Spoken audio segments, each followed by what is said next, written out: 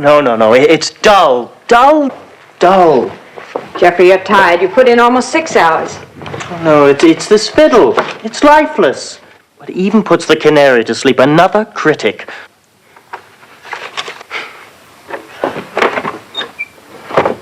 It's funny, you know, Ellen, the difference an instrument makes. I've played that Beethoven concerto since I was 10. Hundreds and hundreds of times. It bores me. But with this Stradivarius in my hand, it's like brand new music again. Is Max expecting anyone this late? I shouldn't think so. Oh. I'll see.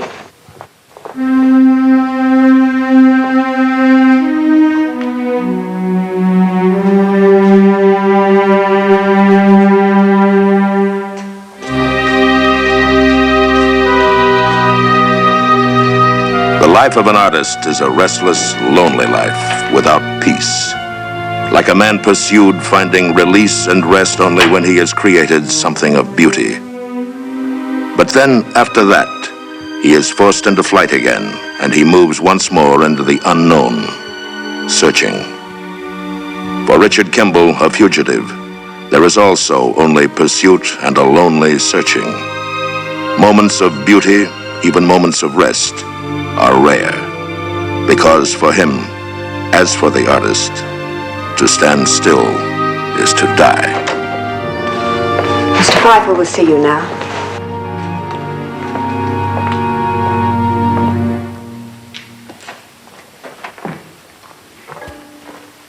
Who was that? Someone about a job for a chauffeur. This hour and dressed like that, Max will have a fit. Oh, he seemed rather nice to me. Jeffrey, you'd better get some rest before dinner.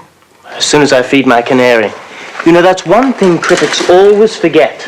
Without artists, they don't eat. Ellen!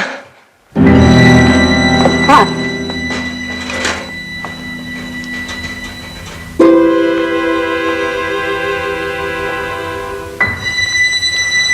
I'm sorry, Jeffrey. I can't understand it. It was perfectly all right earlier. While I was practicing, it sang so loudly. Max flew into a rage.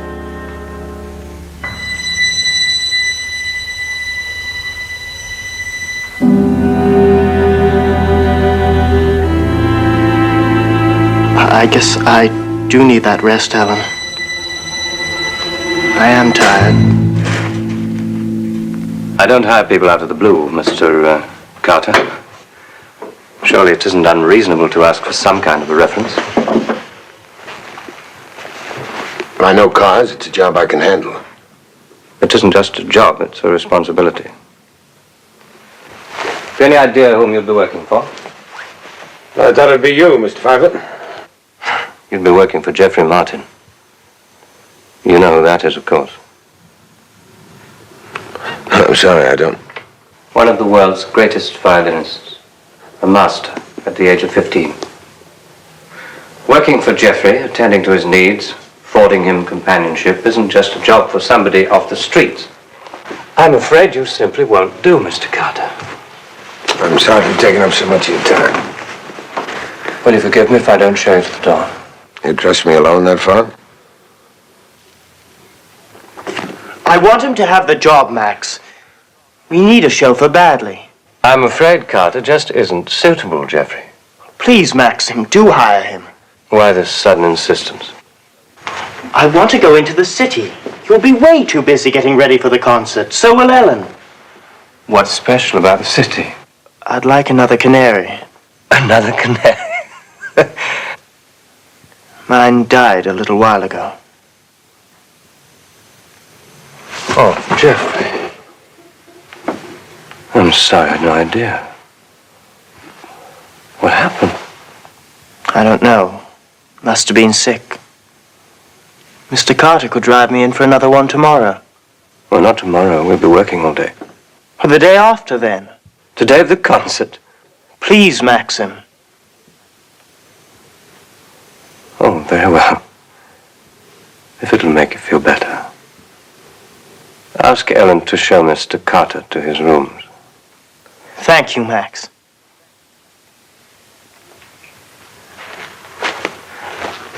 Come along, Mr. Carter.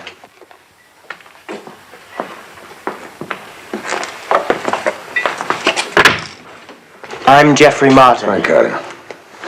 Thanks for helping me out in there. I was really being selfish. It's a big house. One hates it here being alone so much. Oh, Ellen. Mr. Carter got the job. Oh. Miss Ellen Harned. How do you do? How do you do? What's that? It's the canary. I thought I'd bury it in the woods. Oh. Max asked if you'd show Mr. Carter to his rooms. Of course. I do hope you'll like it here. Thank you. Remember the family? Me? No. I'm a secretary of sorts. There is no family, just Max, Jeffrey, and as of 4 months ago, me. How big a staff? Just one woman who comes in to cook. I think you saw her. Well, we haven't gotten around to hiring anyone else. Just gypsies camping out. Some camp. Loaned to us by a grateful patron of the arts currently attending the Salzburg Festival. We never stay put because of Jeff's heavy concert schedule. Tell me about Mr. Pfeiffer. Max? Well, he's Jeff's violin coach and business manager and personal manager and guardian and you name it. This is your apartment. Oh, when do you want to go back into the city to pick up your bags and things? I don't have any. Down in your lot? Way down. Well, you'll need uniforms. Dark suits will do. Tomorrow we'll drive in and pick up whatever you need. Thank you.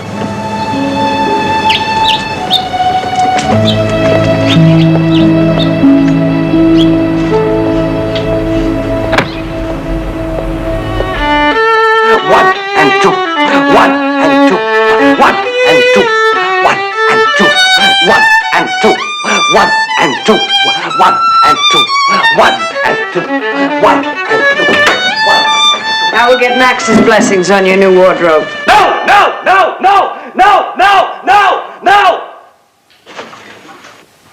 Lazy! Musky! Sentimental bowing! How many times must I tell you, attack? Each phrase must be attacked with strength, with power. I really am tired, Max. Terribly tired. Tomorrow night in that concert hall, people aren't going to care whether you're tired or not. Max, I have an idea. What is it? I just thought Jeff might enjoy using the Stradivarius. I think I would like that, Max. Very well. If you think it'll help.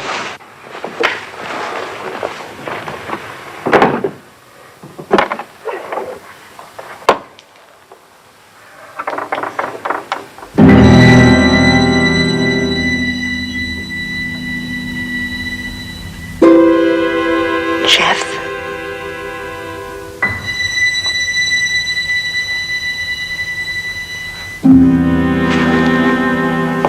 Max, how did that happen?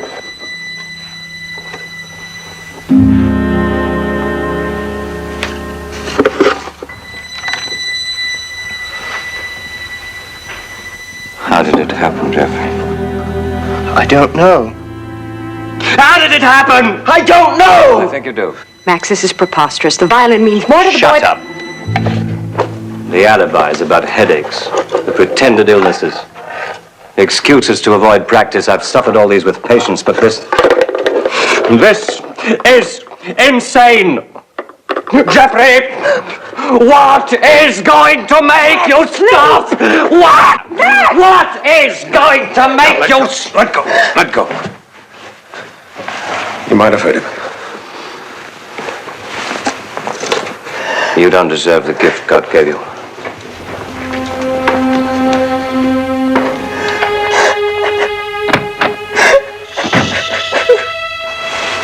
Are you all right? I didn't do it. Of course you didn't. Jeffrey, the violin can be easily fixed. The neck just needs to be reset and glued. I really didn't do it, Alan. Don't think about it, Jeffrey. Now you go to your room. You need some rest.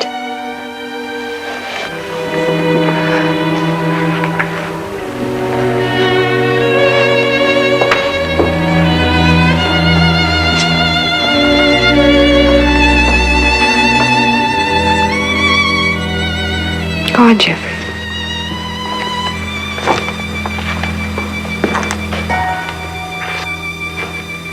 Welcome to our happy home. Hope you...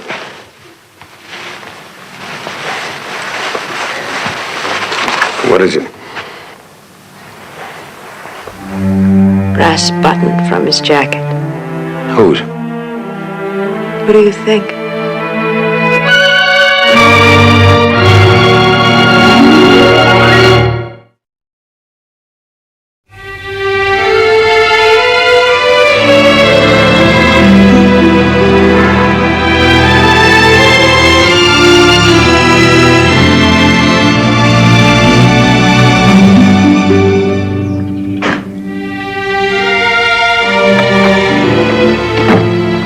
Carter, I shall be picking up the Stradivarius this morning.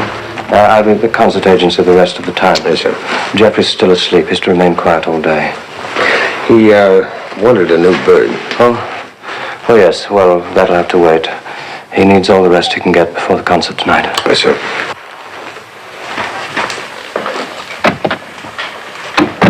Carter?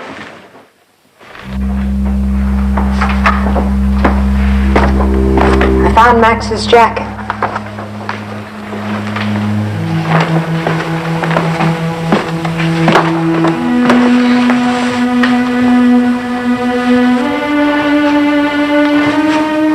Killed that bird, Carter.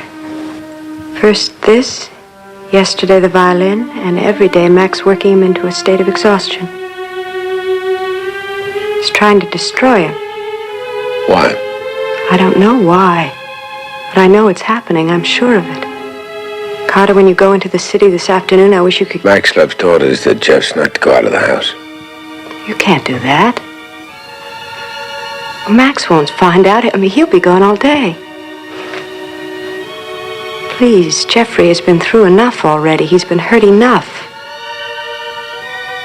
I'll get the car. Thank you.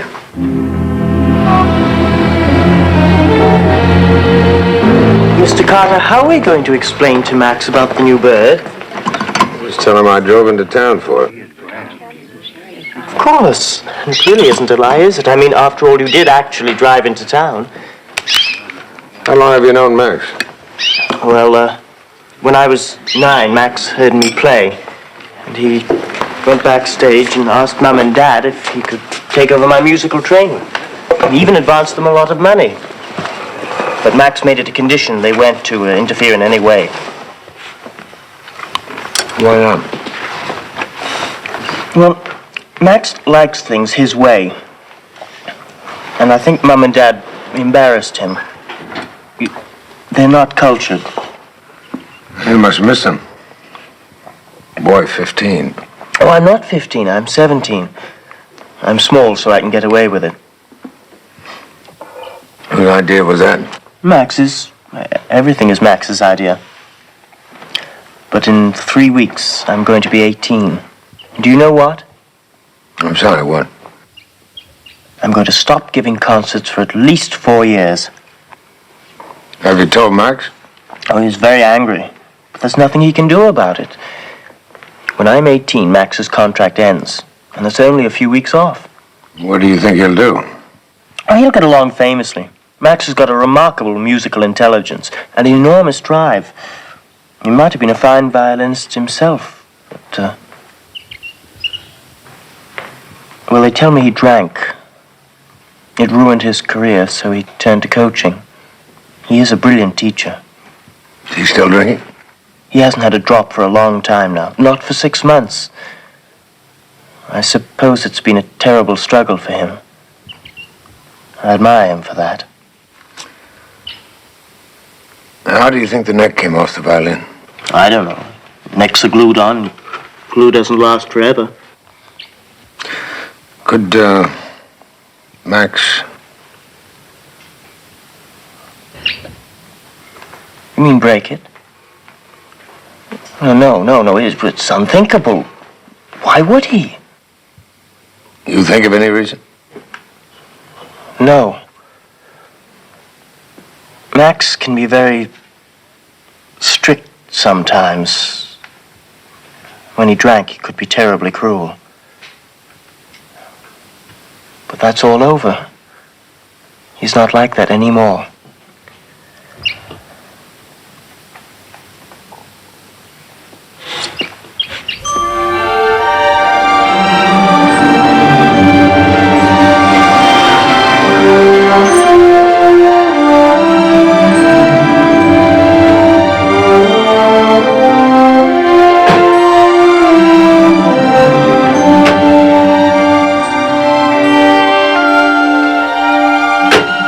I hope he likes music. The last one was a dreadful critic.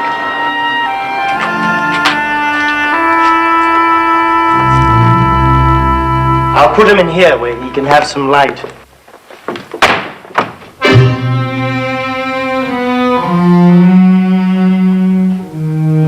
I ordered him to take me, Maxim. Actually, Mr. Pfeiffer, it's my fault.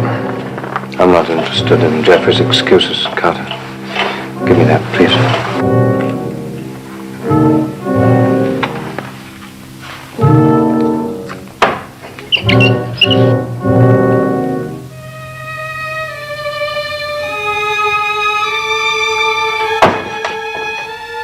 Go into the library, Jeffrey.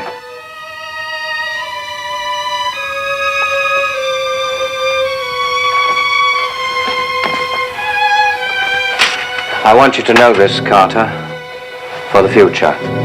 Genius carries with it its own responsibility. It's a terrible burden, and he is still a child. Indulgence only makes it easier for him to lay down that burden. And that I won't tolerate.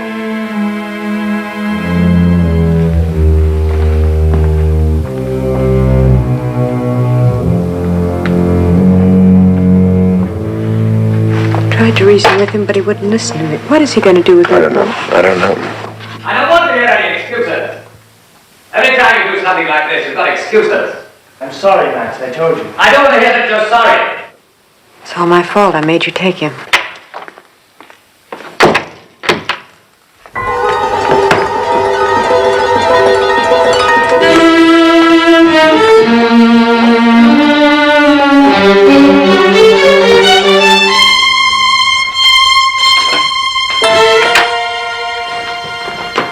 Jeffrey, are you all right? What's he done to you? What happened to your hand? He hit it with a paperweight. I'm sure he didn't mean to do it. He was just angry and banging it on the table. An accident. What about the concert? You do this? It's numb. No broken bones. Put some ice on it. Is there something to use as a pack? There's one in Max's bathroom.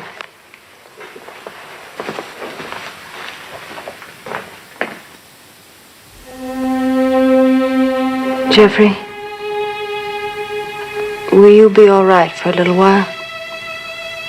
There's something I want to do.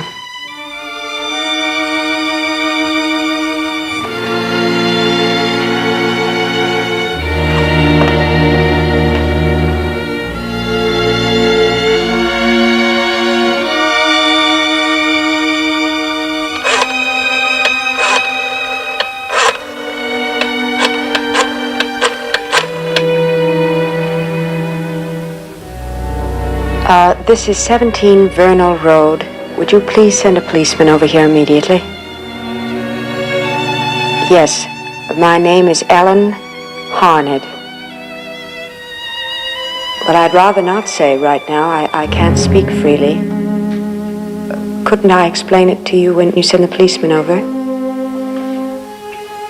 Yes, I'd appreciate that. It's urgent. Thank you.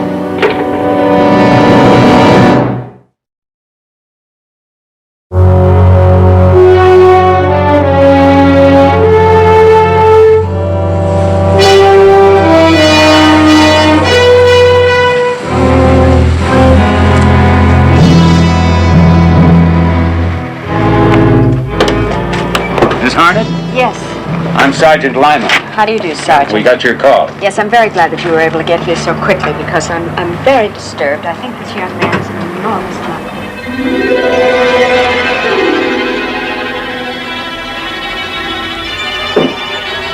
Mr. Pfeiffer is getting dressed upstairs for the concert. We can talk in here. Carter. This is Sergeant Lyman, Frank Carter, our chauffeur. Perhaps he can help me explain it to you. The young lady seems all excited about this youngster being some kind of danger. How about it? Well, I'm not sure. Not sure. Either he's in danger or he isn't. Has something happened, Ellen? I saw the car. Jeffrey, these gentlemen would like to ask you a few questions. Sure. What's your full name, son? Jeffrey Tilston Martin, sir. He's a concert violinist. Jeffrey, how has Mr. Pfeiffer mistreated you? I don't know that he has. Jeffrey the canary.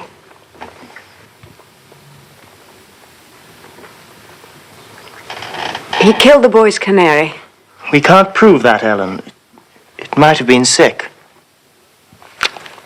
Maybe you should have called the Humane Society. He broke Jeffrey's violin and hurt the boy's hand. I'm sure it was an accident. Jeffrey, why are you defending him? He struck the boy's hand with a paperweight, could have broken a bone. Carter will tell you exactly the same thing. Well, Carter, is it true? Well, that's what the boy said. It was an accident. That's all there was to it. An accident. Why are you doing this? Jeffrey! Jeffrey! Don't tell him who called for you. Jeffrey! I don't care if he knows, Jeffrey. He'll fire you. You'll have to go away. And is that why you're afraid to tell the officers the truth? Well, can't you see the boy's afraid of being left alone with the man? But I have told the truth. Jeffrey! I'm coming.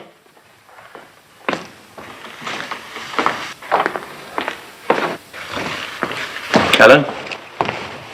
Something wrong? Max, the officers heard we were staying here and they very nicely stopped by for my autograph. Yes, very nice. Well, you'll have to excuse us now, I'm afraid. Jeffrey has to change for the concert tonight. Come along.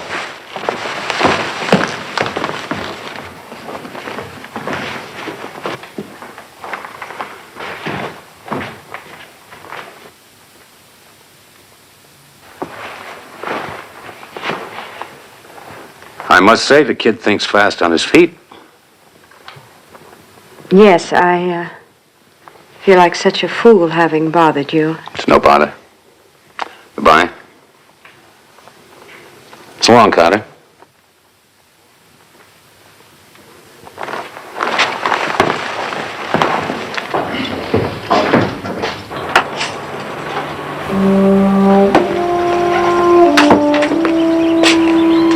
Frank Carter. Ring any bells? Carter? No.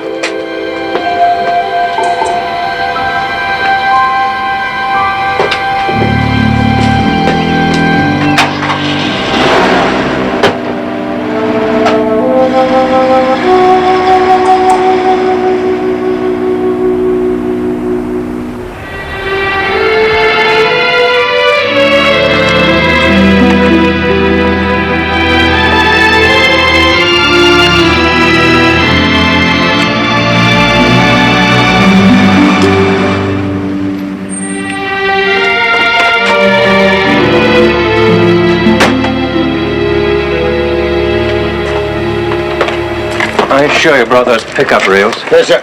We always hold the post-mortems the morning after the concert.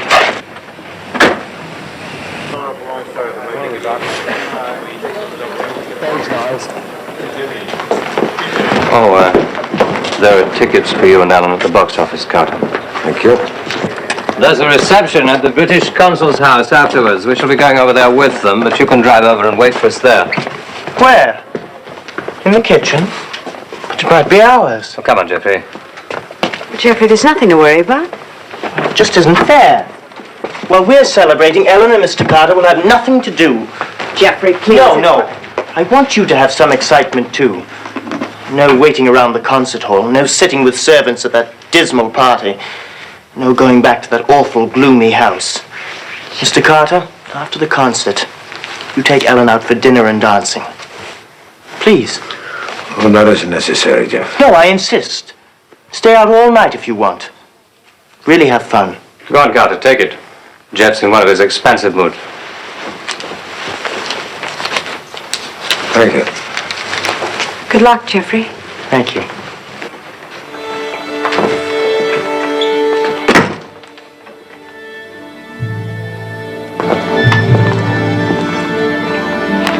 Is he in the habit of carrying $50 bills around in his pocket?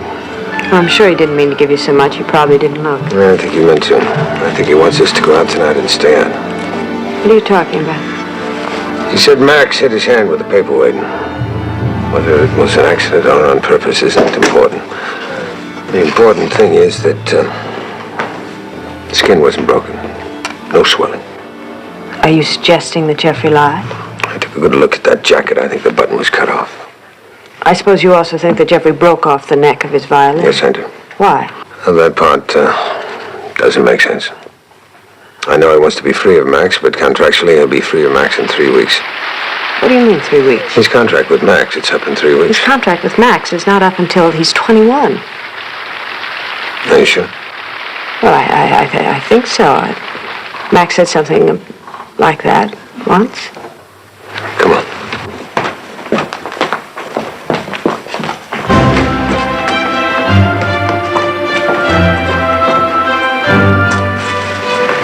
What are you doing? Is that contract in the house? Yes, in Max's file in the library. That's where we're going. Get it.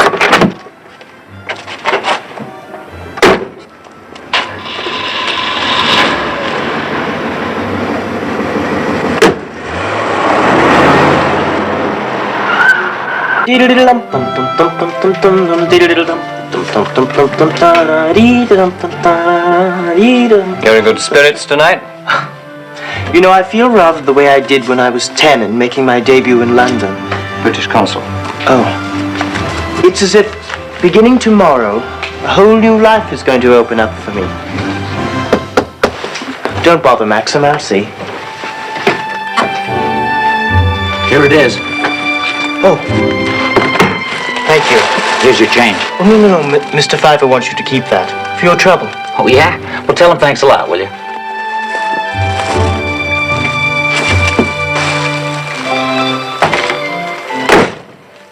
Look, Max. Someone brought you a present. How very kind. From whom? I don't know. The management, I suspect. Oh, Max, look. Antipasto. Caviar.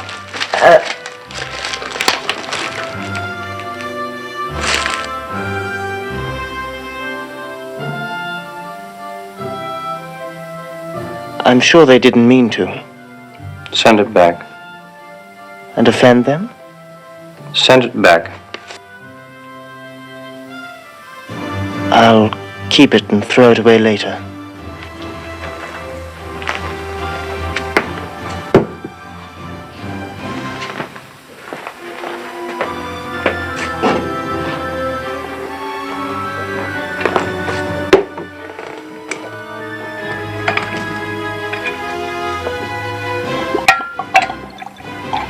What are you doing, Jeffrey? Just a little, to see what it tastes like. Not really 15, Max, remember? You want to ruin your career, too?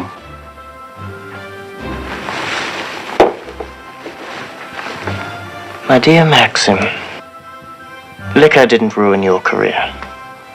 You were never more than a second-rate fiddler at best. And you only drank because you knew it.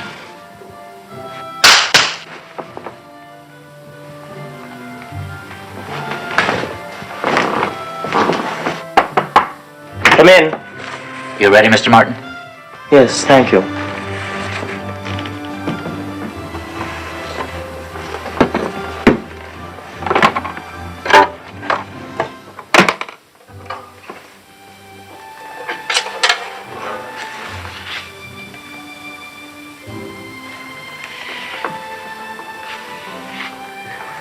You took something from me, Max.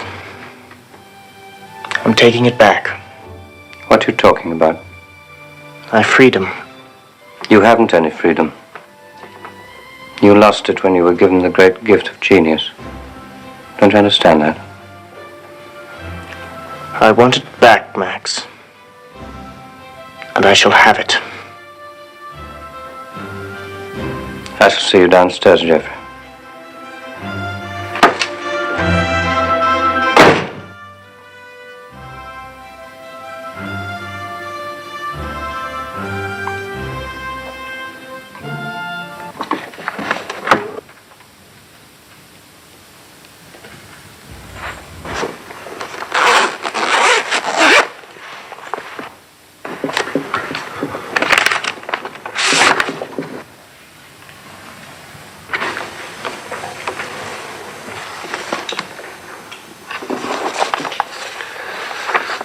You're right. He isn't free of Max until he's 21. I have a feeling that Jeff isn't going to wait that long. I don't believe that. I don't believe one word of that. Is there a gun in this house? What? Is there a gun in this house? Max has a gun. Where is it? Oh, come on, where is it? It's in the top drawer of the desk. And it's still here.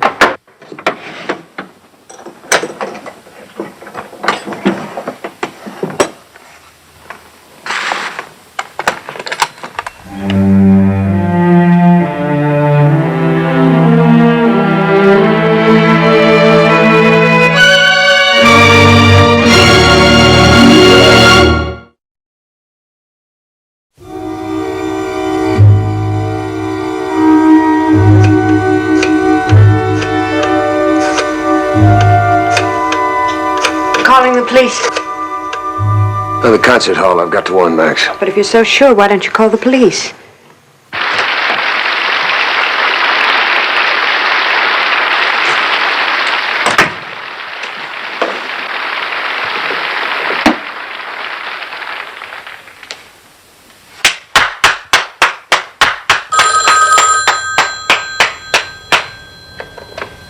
Hello?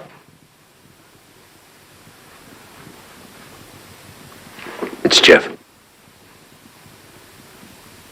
Hello? We better get to the hall. The concert will be over by the time we get there. That's what I'm afraid of. Hello?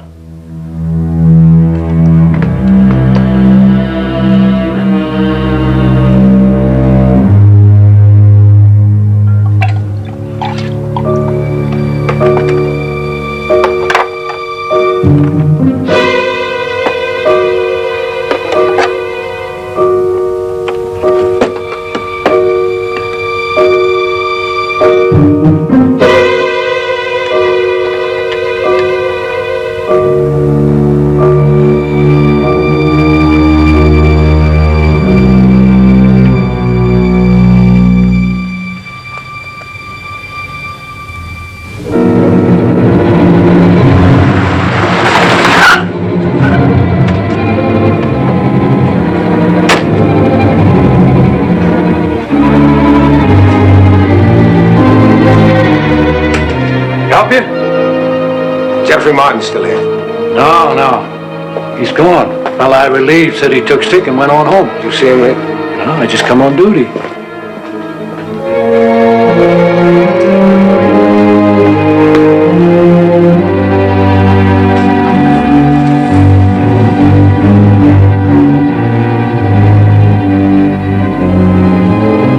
Told you he was gone.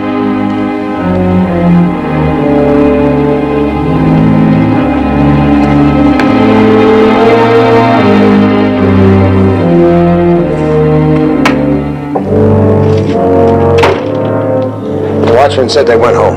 You go to the party just in case. I'll catch a cab back to the house.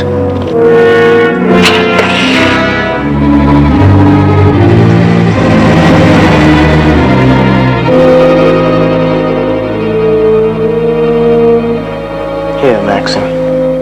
I've poured you another.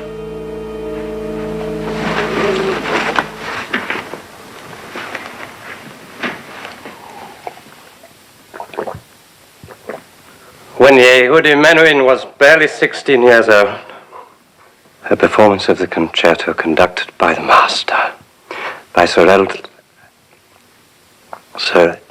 Edward Elgar himself. He told Menuhin, never in your life will you play better. Never with more attack. Now, that's what I say to you. Jeffrey, you're all the violinist you will ever be. Jeffrey.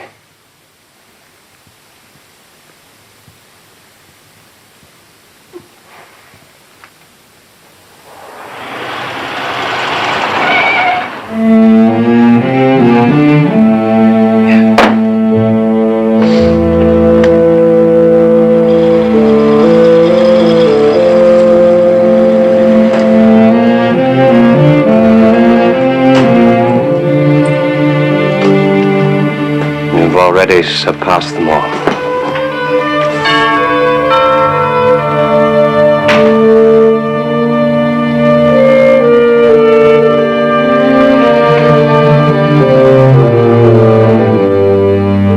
How did it go tonight, Jeffrey? I heard the applause. Was it another triumph?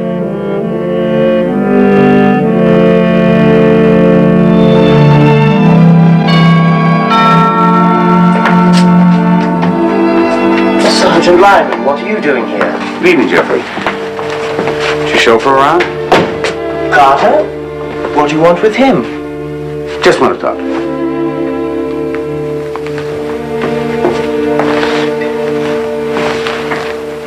Well?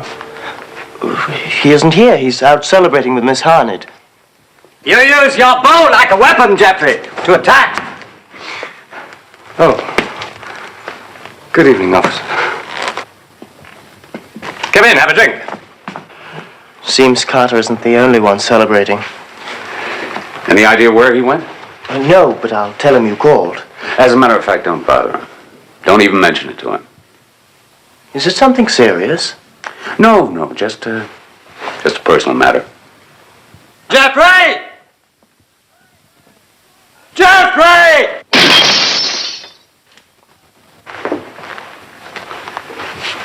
You need some help with him? No. We'll be all right. I'm used to it.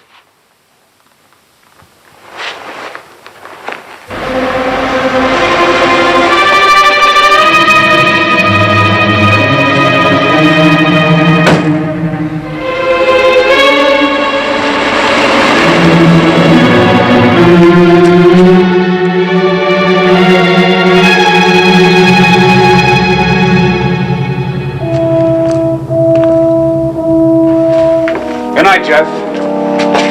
I'd get him to bed if I were you. Thank you. You're sure you don't want to leave a message for Mr. Carter? I'll run into him. Good night. Good night. Let's pull the car around and back. If Carter is Kimball, there's no sense waving a red flag at him. Right.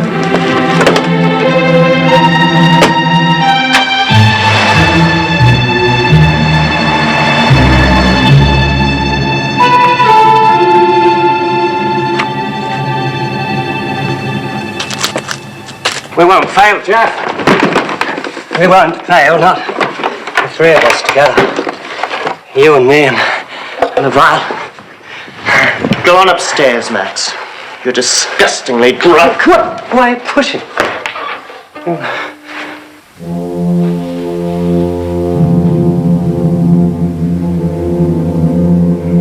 I said, go on upstairs, Max.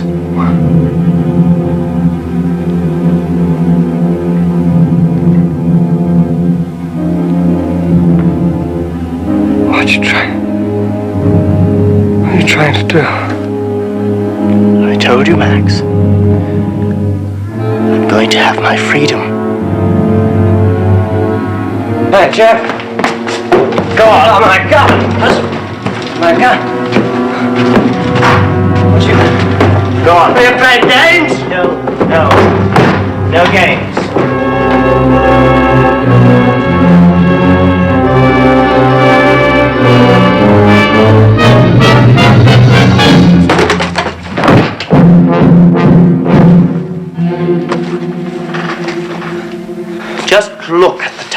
mess you made of my room in your drunken rage, Max. It was lucky for me you dropped the gun when you tripped over a chair. Why, when you tried to choke me, you were terribly close. I shot at point-blank range. Hey, Max, no! Carter will believe me. Testify on my behalf. So will Ellen.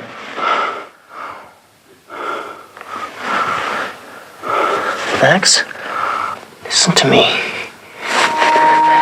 Listen to me. Carter and Ellen like me. They pity me. They know how you've mistreated me. Max, do you hear me?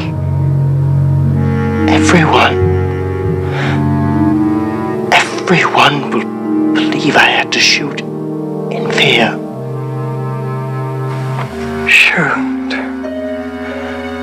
In self-defense. Max, listen to me. Please listen to me. I'm going to be free. I'm going to be free. Just free. Please listen to me.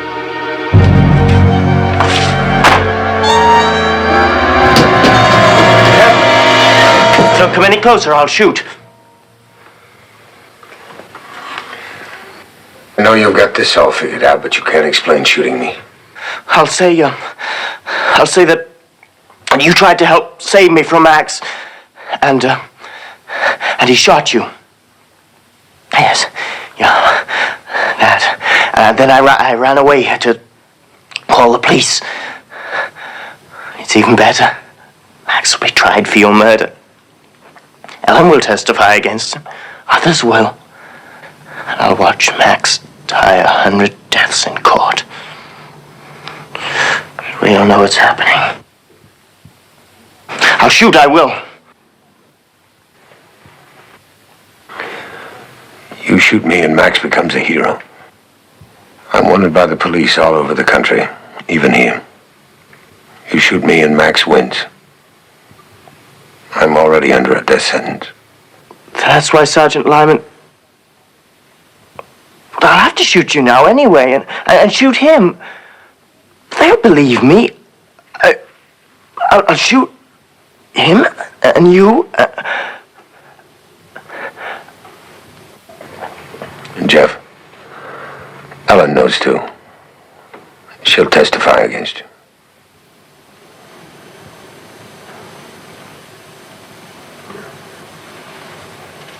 Ellen knows? Yes.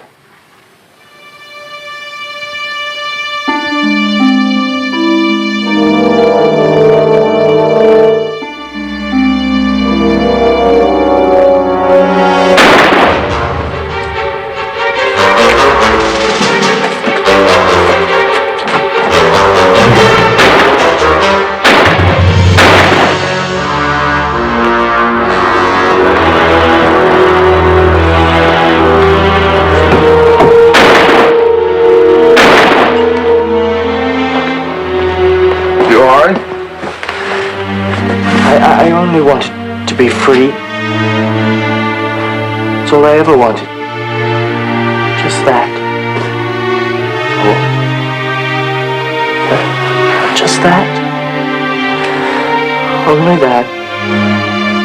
Only that. That's all. Just that. Just to be free. Free.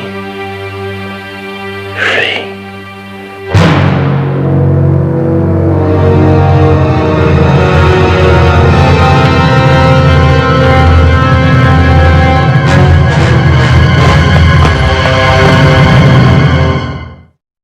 Sexes are necessary to a doctor.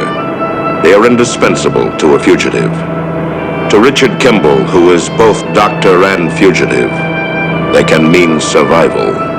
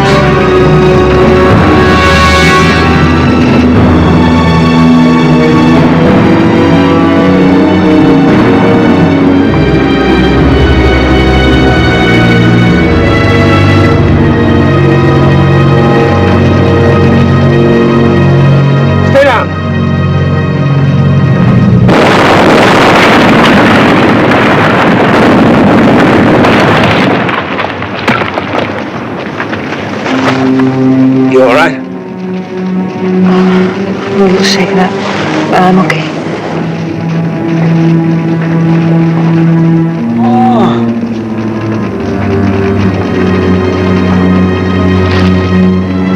He's got a broken leg. Probably some internal injuries. I'll get an ambulance. If he comes to, keep him from moving.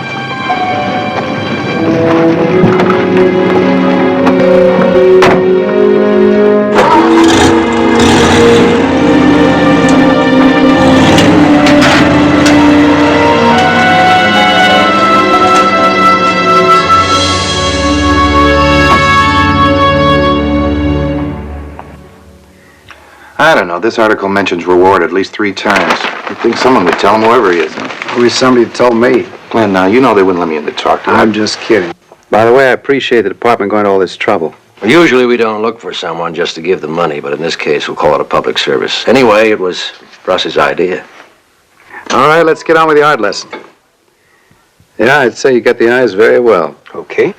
Let's go on to the nose and the lower part of the face. I'm sure I'd know if I saw him, but picking out features like this is very tough. Anyhow, I'm beginning to feel like Dr. Frankenstein putting his favorite monster together. Do the best you can, Mr. Madison. Like I said, we'll check out the ranch where you phoned for an ambulance. Gal got a pretty good look at him. Listen, if we can get this in time, we could make the evening papers. Sometimes I think you're too good for your job, Russ.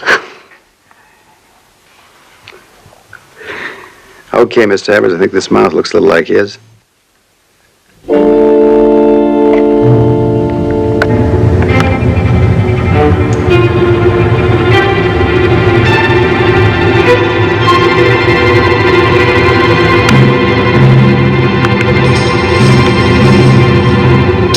Seems kind of strange he hasn't come forward yet. Been almost a day and a half. Hello. No, not yet. Oh, don't worry. I'll let you know if we hear anything. Right. Those newspaper men are still downstairs. Glenn, I think this is the moment for you to announce your candidacy for the Senate. No, I don't think the timing's quite right. Now, Russ, this fellow we're looking for. I'd rather the newspapers didn't find him. I want to tell him how I feel personally, not in front of a lot of reporters. All right. Okay, Mr. Madison, let's look at some noses. All right, let's try this one. Right here.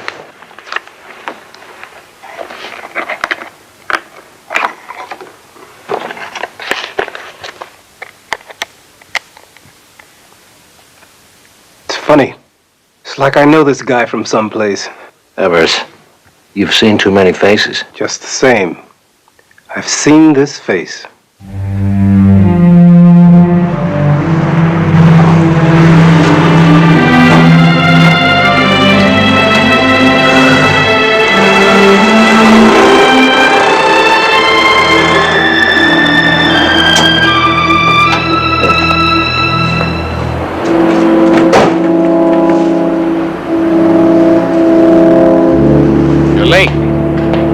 That pickup in Kingman took longer than I thought. Oh, talking about pickups, there's a dame waiting for you over in the cafe. I better check in first. Oh, she's been waiting over an hour already. Did she give a name? I was too busy looking to ask. Thanks.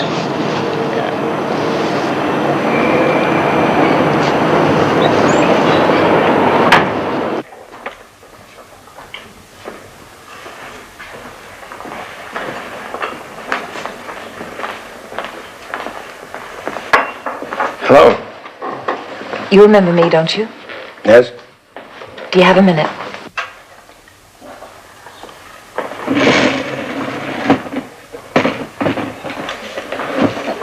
Here, take this. It's still hot. I've already had 3 cups. Thank you. Have you spoken to him yet? Mr. Madison? No, I haven't. Did you talk to anybody else about the crash? No. How did you find me? The company name on the truck. I called yesterday. They told me you'd be back today. Told them I wanted to locate a man who changed a flat tire. Why? I wasn't supposed to be in that airplane with Glenn Madison. I mean, there was nothing wrong with it.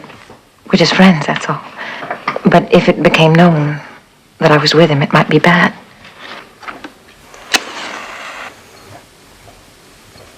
Especially now. You see, that's why I've been so anxious to find you before you talk to anyone. I wondered what happened to you. Then you read the papers? And he said he was alone. Well, I stayed with him until I heard the ambulance.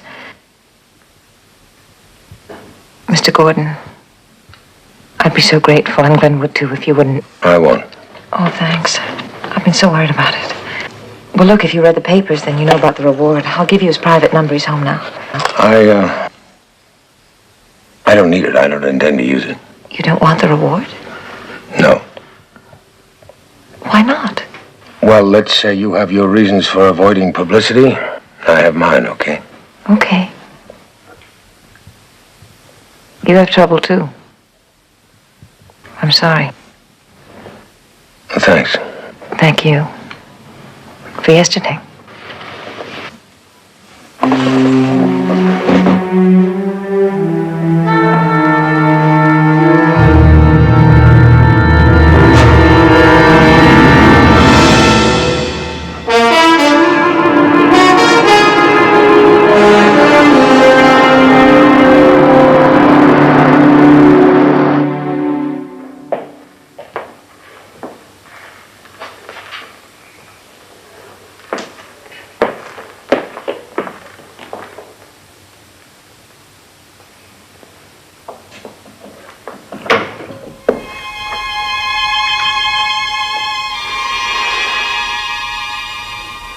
Welcome home.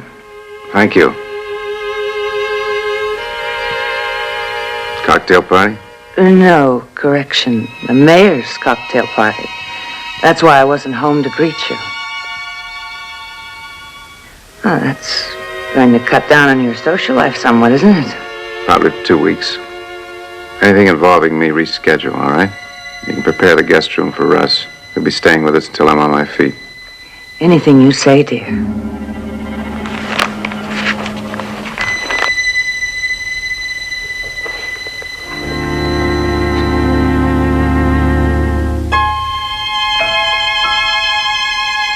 Why did you fly back alone, Glenn? Why not? You're always so anxious to impress people with what a great flyer you are.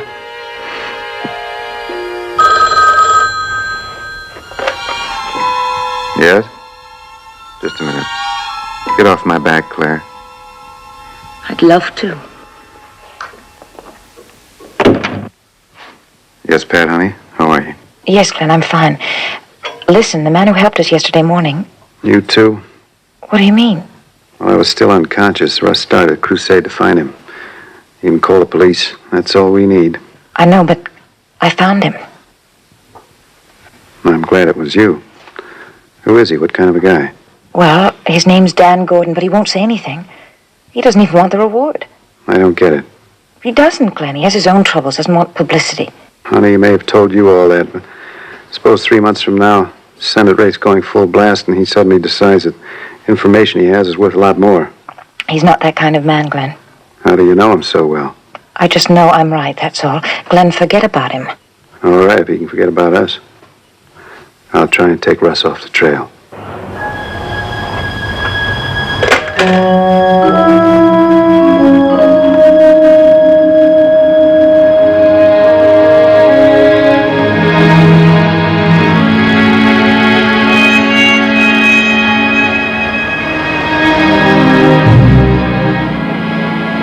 Mr. Gordon?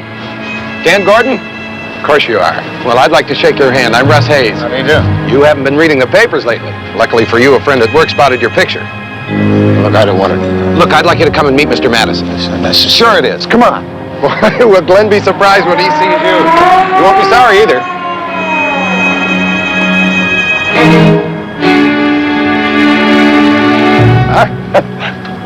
I guarantee it.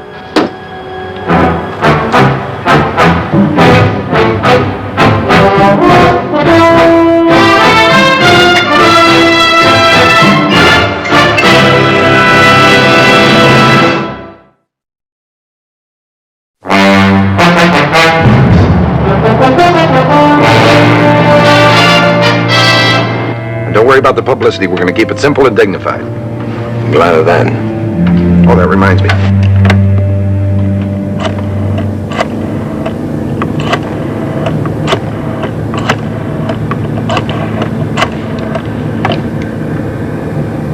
Let me speak to Mooney, please.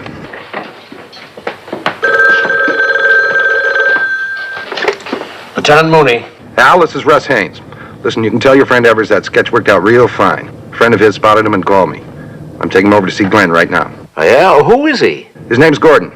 Anyway, thanks a lot for all your trouble. I appreciate it. It's a pleasure, Russ. It was Haynes. He thinks he's found the guy. Al, I hate to keep harping on this, but I've seen that face before. In a mugshot, maybe. Well, why don't you go on an R&I and get them on it? I have. They've been on it since yesterday.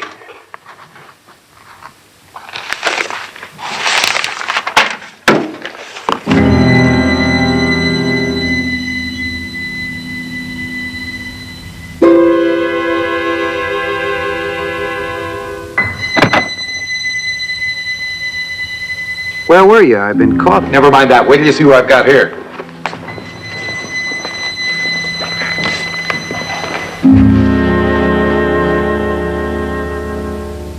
This is Dan Gordon. I think you two have met before? Mr. Gordon.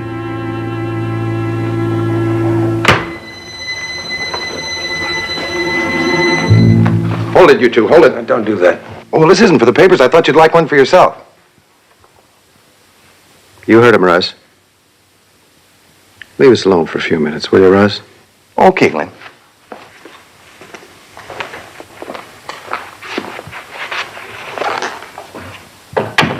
I'm glad you came. I didn't have much choice. Russ gets eager, all right. I haven't thanked you yet, have I? I'm not sure I know how. And I appreciate your gallantry as far as the lady is concerned. Thank you for that, too. No need to make trouble. I understand you have some kind of problem, Mr. Gordon. If I can help you with it, all you have to do is ask. At least let me write a check. I was on my way to the bus terminal when you, Mr. Haynes, caught up with me. My chauffeur will take you there, or anywhere else you want to go, after you've had a drink with me.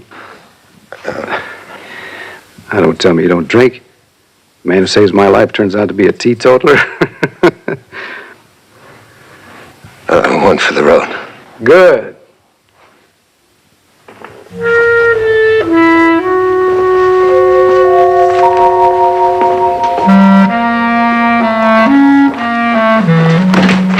Look at this. Richard Kimball.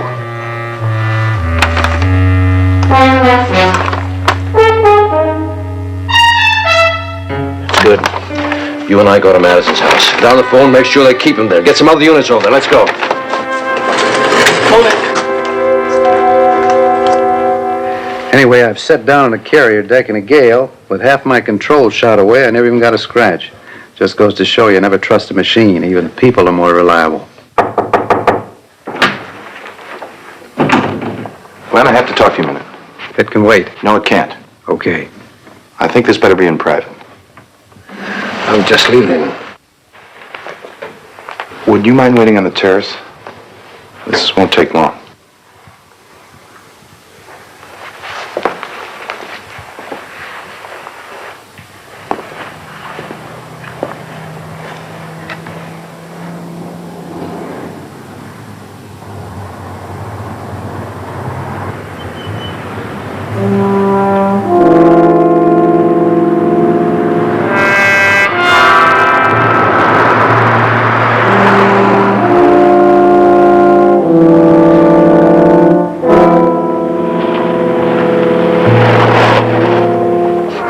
Come back now?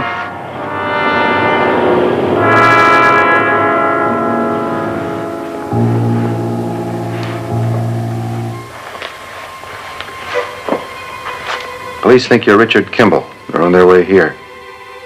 Russ will take you to a room where you'll be safe till I can get rid of him. Rather take my chances outside. No, there aren't enough places to hide. Glenn, Mooney may search the house. Not if I tell him that Kimball's already gone. You are Kimball, aren't you? You saved my life yesterday morning. Maybe I can do the same for you tonight. Now go ahead.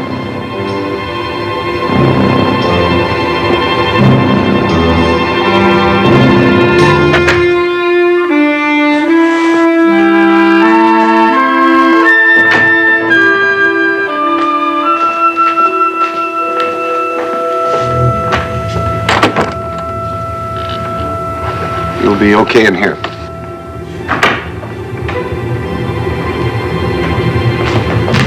Al. I'm sorry, he's gone. You told me on the radio he was still here. Yes, I told him that, but Glenn said that... Which is Mr. Madison's room? right here, right here. Glenn?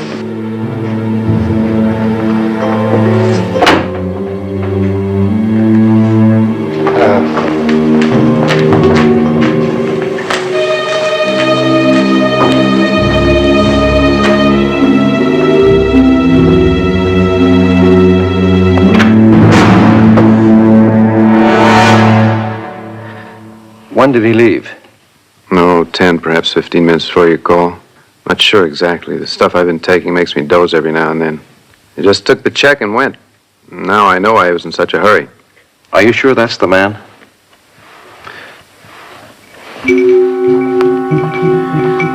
His hair was a little different, I'm sure. Mr. Madison, I hope you're not letting your gratitude... Lieutenant, I love this country and its way of life too much to break its laws, whether I agree with them or not. Lieutenant, no sign of him outside.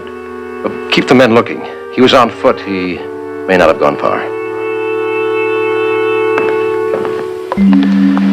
Mr. Madison, see you later. Thanks, Mrs. Madison. A happy hunting, Lieutenant.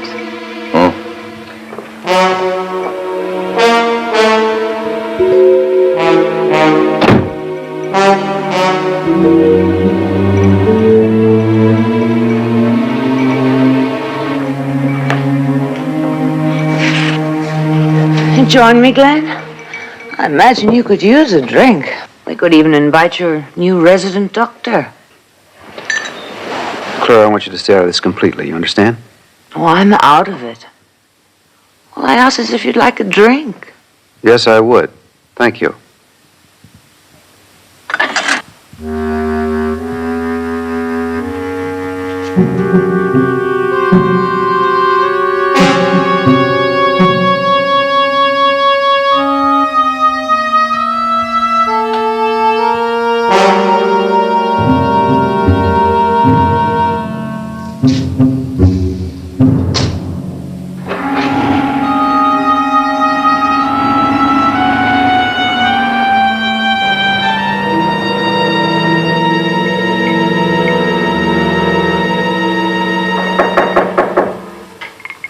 Come in.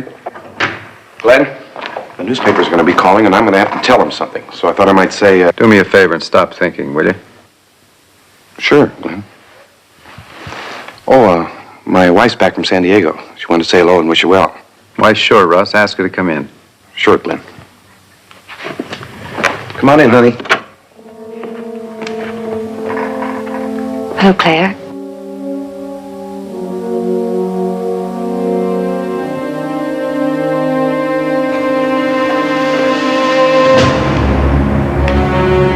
Glad you're all right, Glenn.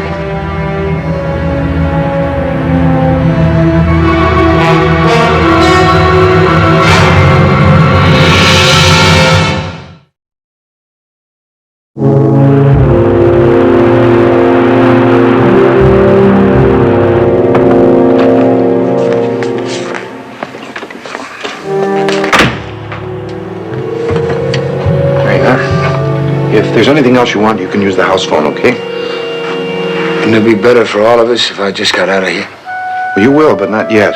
Those hills are still crawling with patrol cars. Believe me, this is the safest place you could be. Mr. Madison's taking quite a chance, isn't he? Well, that's the kind of man he is. Thank you.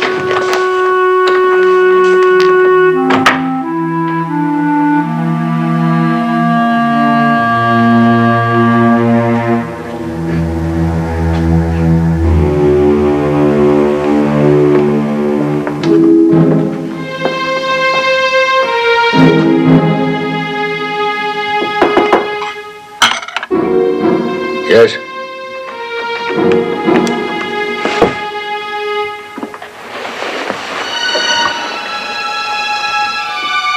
Good evening, Doctor. Welcome to the Madison estate. Thank you. I'm the lady of the house, as the saying goes. Come in and sit down. Oh, please, eat your dinner, Doctor. Well, I'm not very hungry. Oh, would you prefer a drink? No, thank you.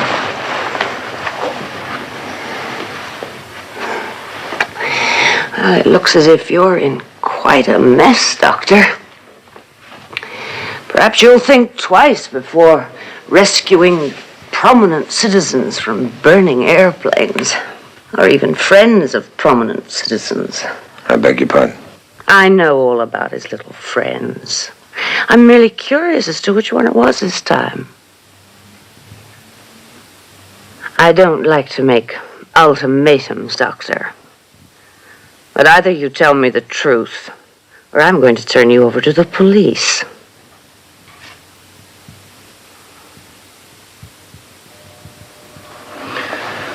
Well, that won't do either one of us much good, will it?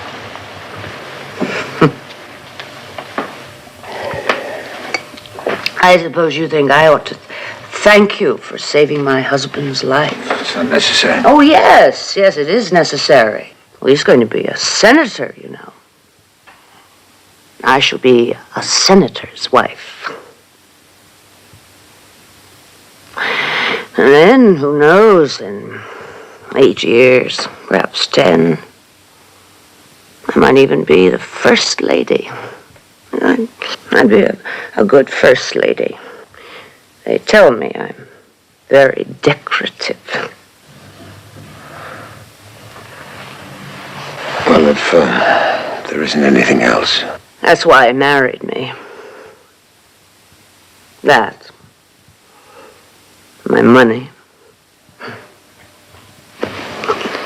Money. Yes, my father bought him for me. I was shy and lonely and miserable. I saw Glenn Madison, wanted him. So Daddy bought him. Who was with him on his airplane? I'm a guest in your husband's house. Oh, yes. So you'll protect him to the death. The whole world's set on protecting my husband. I am not drunk, Doctor. I drink. I never seem to be able to get drunk. That's why I'm so good at parties. I thought it was because you were decorative. That too. Good evening, Doctor.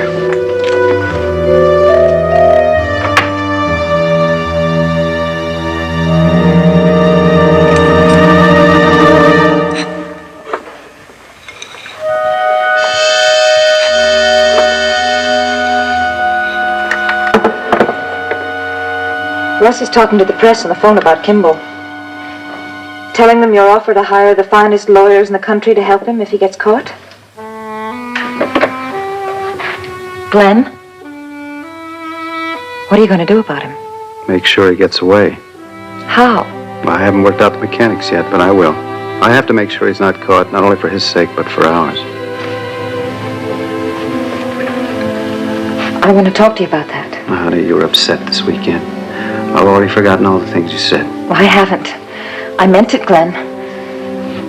I meant it. If there ever was anything there, it's gone now. Not for me, Pat. I need you more than ever.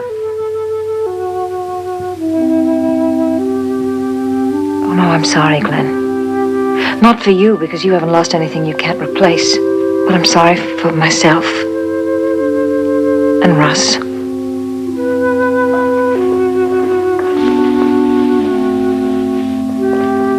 I don't know how I could have done this to him, and I can't anymore. He's never known, and he never will. And so it can't hurt him? Glenn, he's already been hurt by both of us. Anything we had together was stolen from him. Love, attention, comfort. And if he found out someday, I couldn't stand it. I won't let you go, Pat. You can't stop me. I'll leave here if I have to. Leave you, Russ, everything. Be careful, Pat. Your concern for your husband suddenly makes you very vulnerable. I think you'll stay. Come in. Anyway, when you write your folks in San Diego, thank them for me, will you? And tell them I'm too mean to die young. Any problems, Russ boy? No, fine. Hi, honey. Well, newspapers are all straightened out. We've still got Kimball. Yeah, thanks to a series of brilliant decisions by my public relations man. Starting out with yesterday morning when you thought it'd be a great idea for my public image to play up the mystery Samaritan. Is that what you called him? Well, it was good publicity. Still is, Russ boy. Let's see what came next. Yeah, the police addendo kit, the sketch. Then you brought him here and turned out to be an escaped killer. Russ, baby, check out the brainstorms with me first, huh? Let's let old Glenn call the plays like always, okay? Listen, Glenn.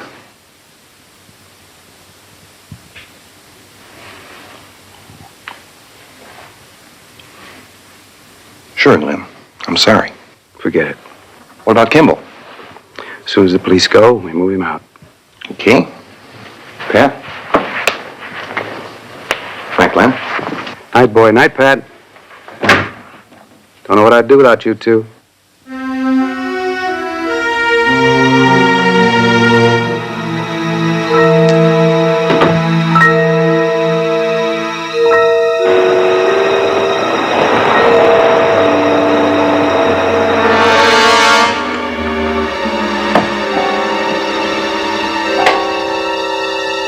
Dr. Kimball? What's the matter?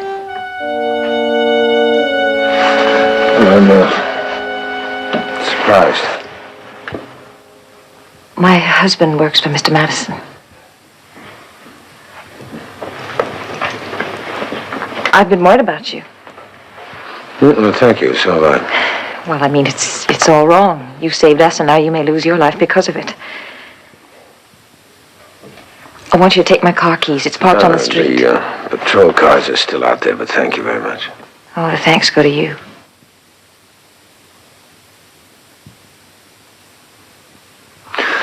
You're Russ Haynes' wife, aren't you?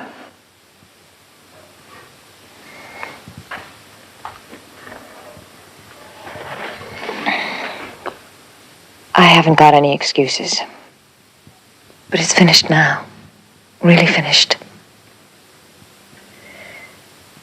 When I first met Glenn, I thought he was everything. All the strength and excitement I ever wanted. The kind of man you read about in history books. Well, turned out he wasn't. Telling you my problems doesn't help you very much, does it? I wish you hadn't seen us crash. I wish no one had. So do I. Claire, I'm sorry. I'm sorry too, Pat.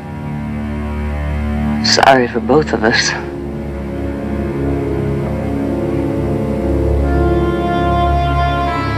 think I'll have a drink on that.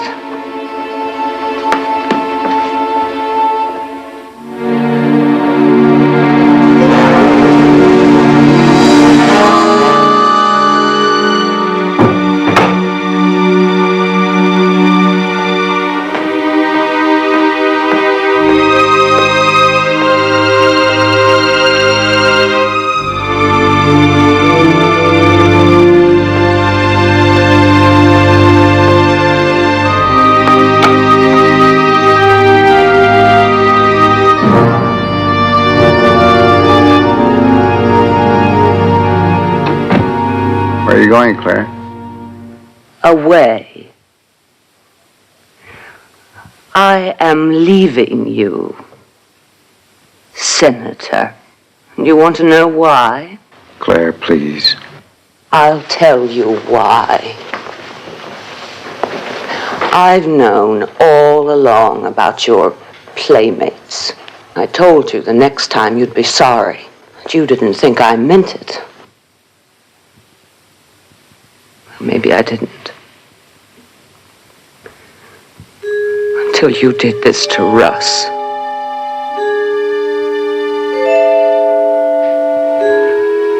I can't blame her. I remember being taken in the same way.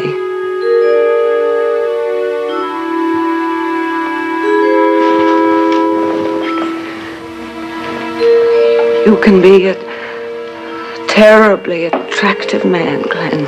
Of course you know that. Claire. Attractive. The way a panther is. Goodbye, Glenn.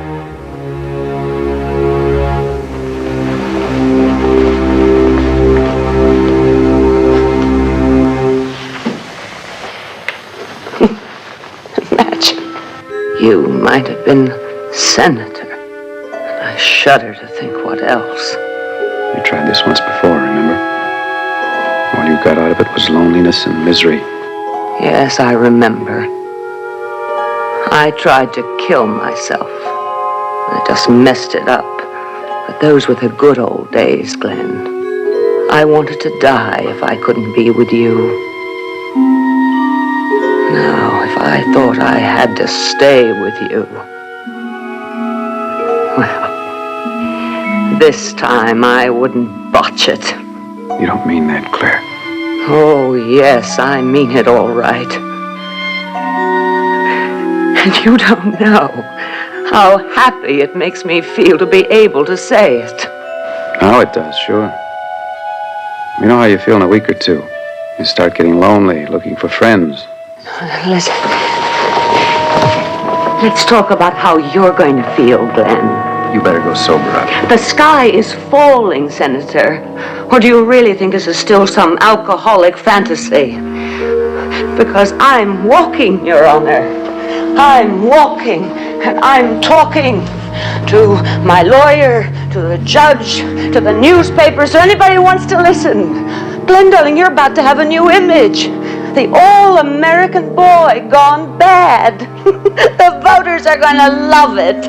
You pull the plug, we both go down the drain.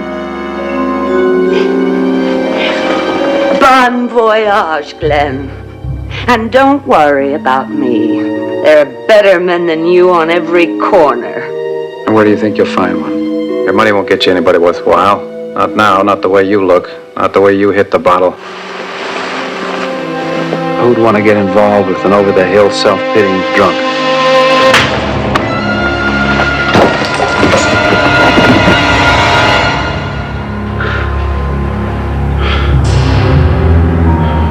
You're not going anyplace, do you hear? You think I'm going to let you louse up my career now?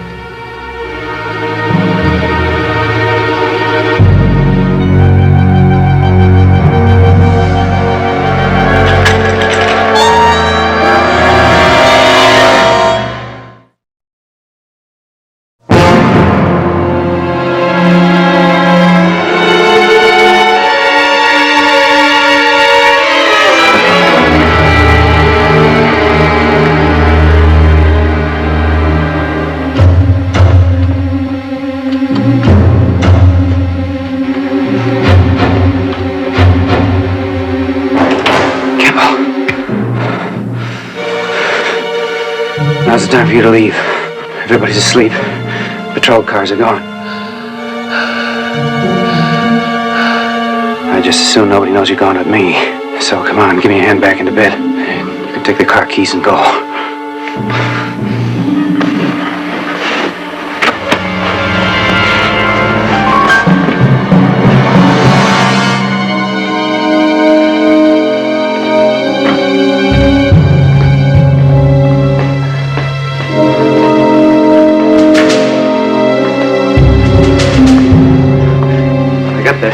Traction apparatus undone, but I don't think I can hook it back up myself.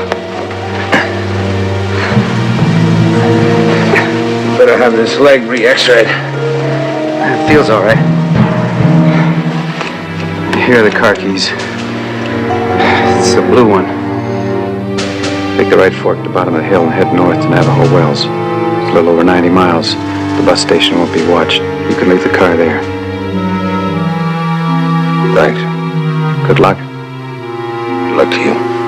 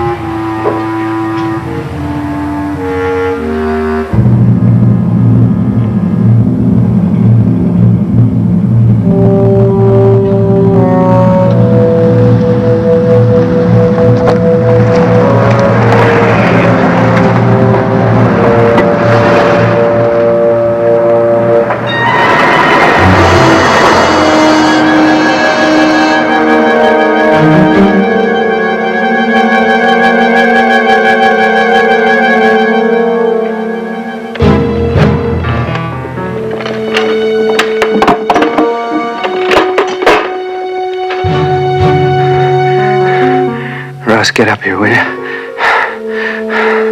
Please, Russ.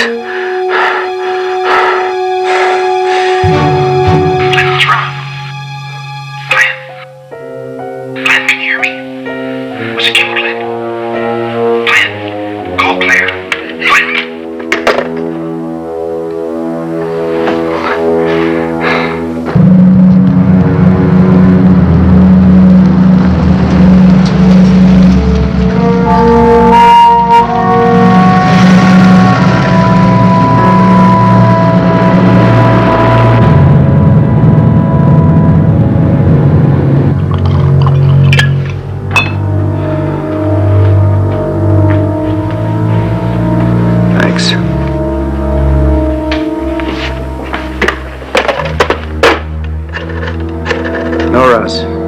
Let him go. After what he did to you? I'll catch him. The first thing he'll tell him is that we were hiding him. That's right. He's got us. He was almost out of his mind. Really worked up about something. Russ, he went through those drawers.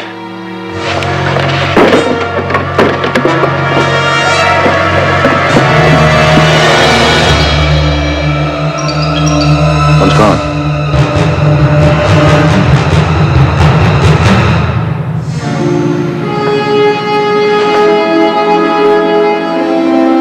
Claire's. Russ!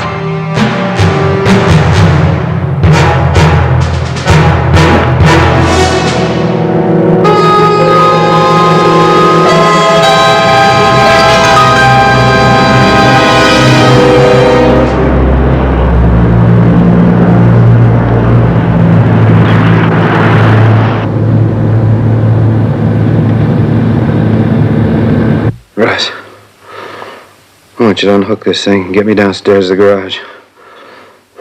Glenn, she's dead. It's not going to do any good. Saw him out the window. He was heading north.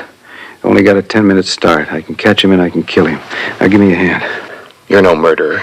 Killing that monster wouldn't be murder. He's already been given a death sentence. I'm just going to carry it out. Listen, you're not thinking. What about the papers? Do you Public think I opinion? care anything about that now? You don't now, but you will He's got later. to die. I don't care what happens to me. Glenn, now I care what happens to you, and so do a lot of other people. I'll just let the police handle it. Well, I guess it doesn't make any difference.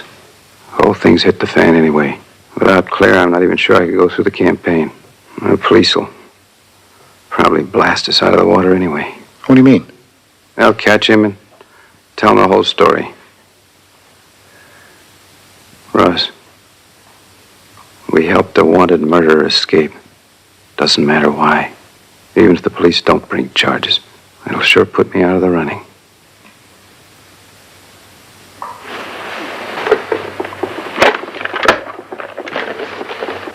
Just dial the operator.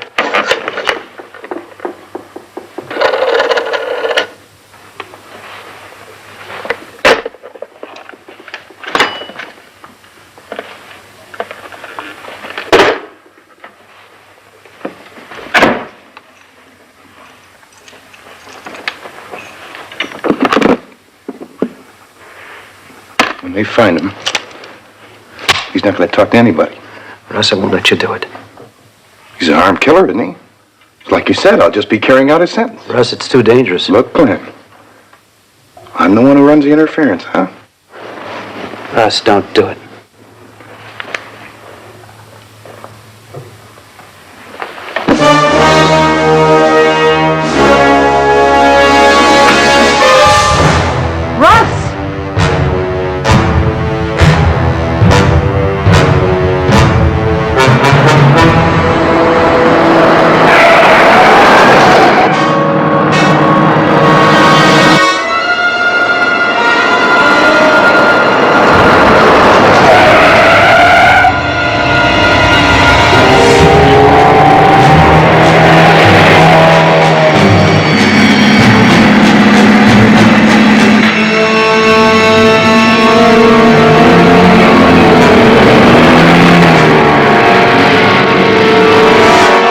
Gotten out of this rig, maybe I could have stopped him.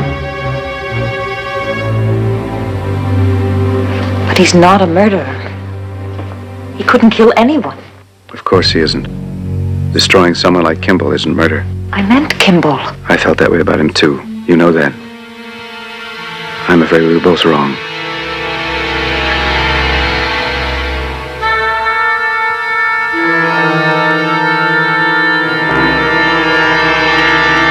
If only you could have gotten out of that rig, you would have stopped him.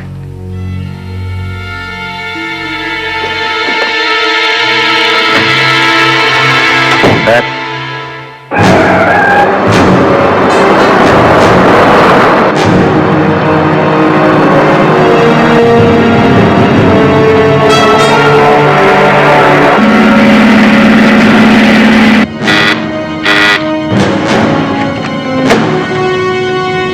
Dr. Kimball? This is Pat Haynes. If you're on the line, please answer me. I'm here.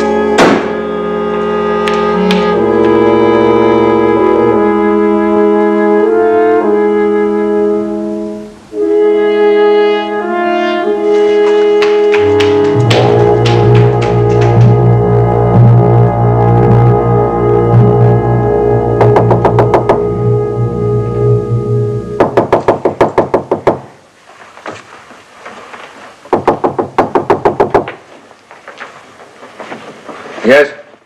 Jack, it's Laurie. I've got to talk to you. Jack, you've got to help me. What's wrong? It's the car. Another fender. Laurie, it's 1 o'clock in the morning. Come on, we'll talk about it tomorrow. I know it's late. I didn't realize it. It's not really a bad dent. Would you tell Dad that you did it? Did I tell him what? Look, he's gonna kill me if he finds out. You remember how mad he got the last time? He said he wouldn't let me drive the car for a year. Laurie, if I take the blame for you, I'm not helping you. Oh, it's too soon after the last time. He's gonna be furious.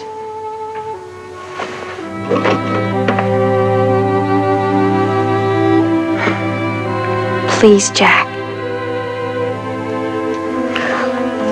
Laurie. Look, I know what I'm asking you is wrong, but there are a lot of things wrong between Dad and me. They're not all his fault either. Help me once, just this one time, please. I don't want him to hate me. Jack, I promise. It'll never happen again.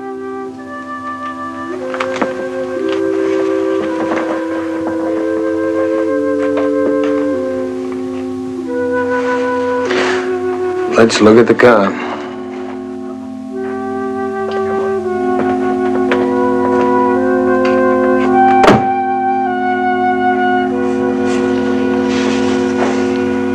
I appreciate your honesty, Jack. I probably wouldn't even have noticed it if you hadn't pointed it out. I'd like to pay for the repair, sir. Oh, forget it. I'll be leaving in about 10 minutes. Will you bring the car out the front, please? Yes, sir.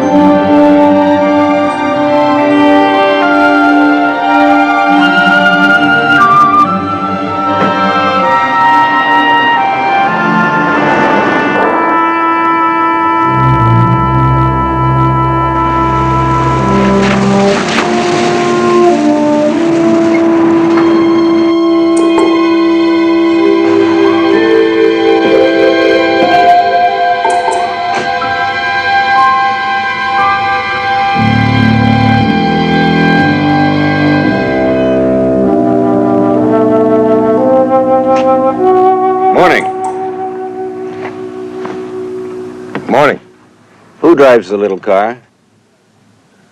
Miss Ryder. The doctor's daughter? That's right. Was she driving it last night? I don't know. Is she here now? No, she just left for school. The right front fender has a dent. Doctor home? Yes, sir. Is there something wrong? Well, hit and run. A man's in the hospital, and it looks like that car put him there. Thank you.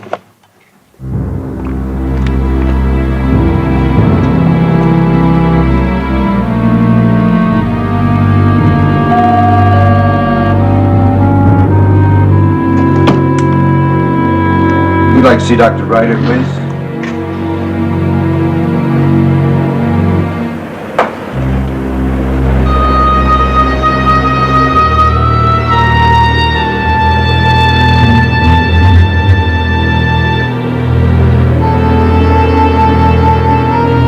If you are Richard Kimball, you lead a complicated life.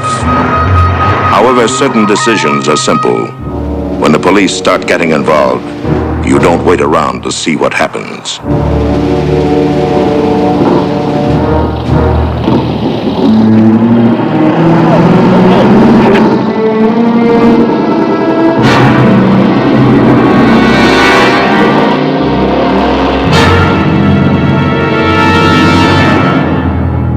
That's right. He left the car at the gas station. The one just beyond the 3-point. Yes, about 12:30. Oh, and Sergeant, if you want to question the attendant, he's at the gas station now. His name is Ernest Robley. You're welcome, Sergeant. Hi, Dad. Run along, honey. Was that the police? Was there something wrong with the car? Not with the car, with Jack Davis. What happened to him? Nothing yet. He took the sports car last night and almost killed a man with it. What? And the gall to tell me that he dented a fender in the parking lot. How do you know he hit somebody with it? Witnesses. Someone saw it happen. Got enough of the license plate to report it to the police. Where is he now? He's running. Left the car in the gas station. Hello? Yes. Kimball? No, I don't. Oh, wait a minute. Dr. Richard Kimball? Yes, of course I remember. Yes, I see.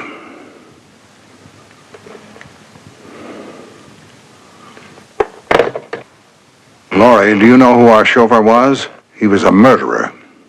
A wife killer. Jack? He was found guilty and sentenced. Then he escaped. Can you imagine that? Right under my own roof. Well, it's my own fault. I should have checked his references. How do you know that he's this doctor? Fingerprints all over his room. A doctor. He was supposed to be dedicated to saving lives. Do you realize that it's been almost 3 years since he got away? All that time running around loose, the police haven't been able to track him down.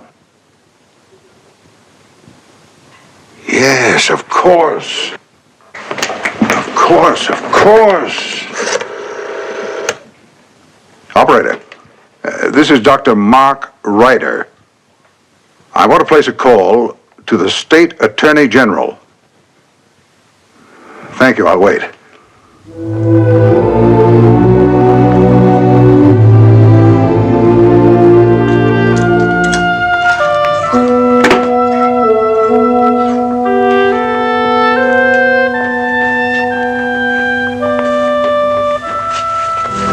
Like it was made for you.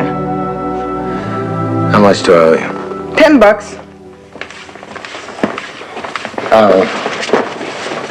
How about this?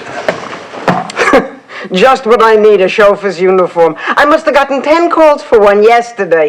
The only thing I need worse is a suit of armor size 38 short.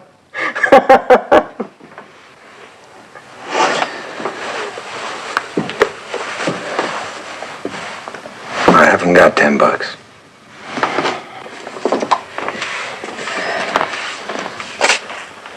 You got 7? Yes.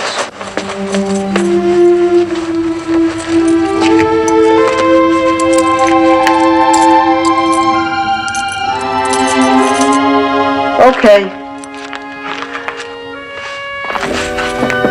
Maybe I can find some tall kid who'll buy it for Halloween.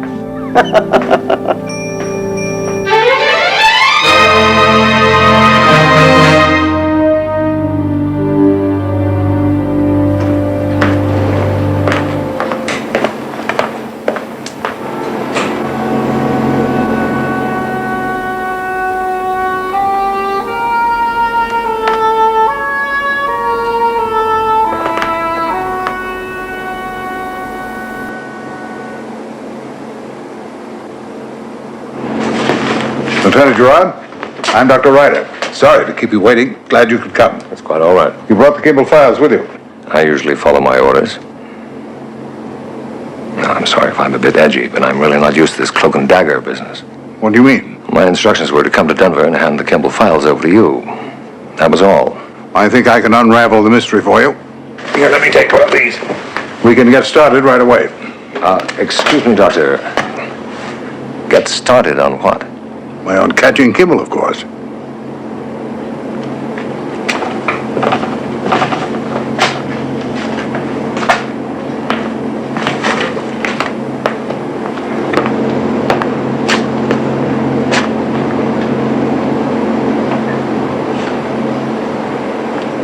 Impressive, isn't it? I'm sorry about the night work, Lieutenant, but these machines are in constant use during the day, and I have a pretty full schedule myself. I'm sorry you were kept in the dark, but apparently the Attorney General felt that the fewer people who knew about it, the better. You really expect to catch Richard Kimball with this electronic brain? It's not a brain, Lieutenant, it's computer. A digital computer known as the 2130. It doesn't think, it computes. I've been using this and machines like it for several years now in medical research. We've had some remarkable results. I'm sure you have, Doctor. But have you ever tried to compute the whereabouts of an escaped criminal? No, but we'll find Richard Kimball, Lieutenant. Now, the first thing we must do is to try to establish a pattern. He has no pattern. If he had, we'd have caught him long ago. We all have patterns, Lieutenant, whether we realize it or not. And a man who's been a fugitive for several years is likely to have a very definite one. Doctor, I assume this project may take several days, a week, maybe longer. Perhaps. So before we start, it's only right I should tell you how I feel about it. You don't think it'll work? That's right. But nothing else has worked either, has it, Lieutenant? So why not approach it with an open mind? So, on the basis of a slight lack of confidence in each other, let's begin at the beginning. Now then, where and when did Kimball first escape you?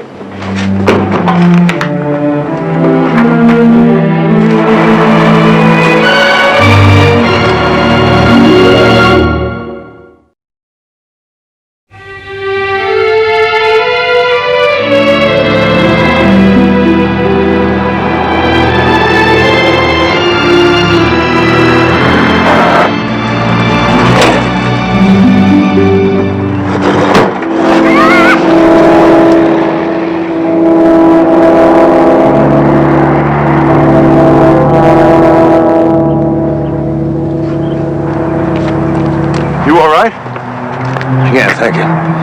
They're nice kids. Yeah. Why don't you come back and have a cup of coffee with us? Okay, I'd like it.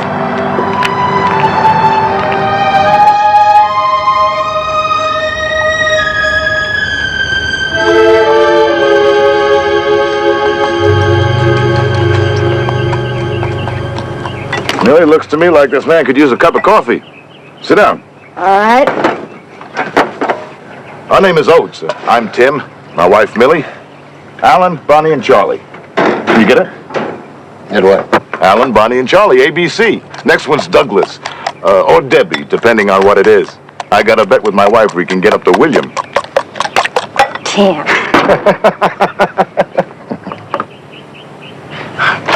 Piece of toast, mister? Thank you, Alan. My name is Grant, Bob Grant. Heading any place in particular, Mr. Grant? California. There's a lot of work out there this time of year. That's where we're heading. Why don't you come with us? Millie, mix this man up some eggs. Some people like to travel alone, Tim. Well, the man's hungry, probably broke. He don't want to travel alone. We got children to think about. We don't know this man. Well, he don't know us either. You're right, Mrs. Oates. I appreciate the hospitality. I'll be going. Just a minute. Can you drive? Yes, I can drive. Fine. We'll make twice as much time. Millie never did learn how, and probably just as well. You know women drivers.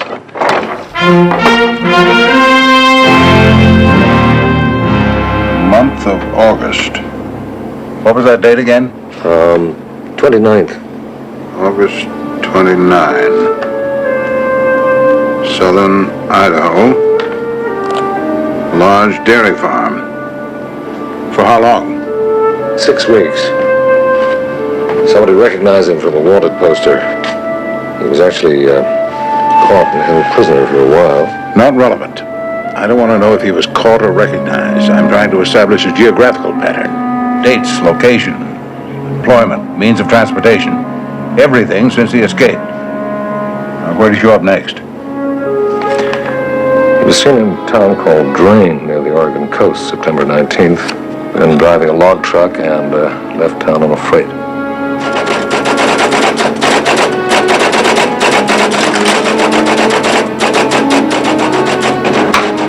I programmed all of the material, and the technician is now encoding it onto these punch cards. Then we use these cards to feed the data into the system.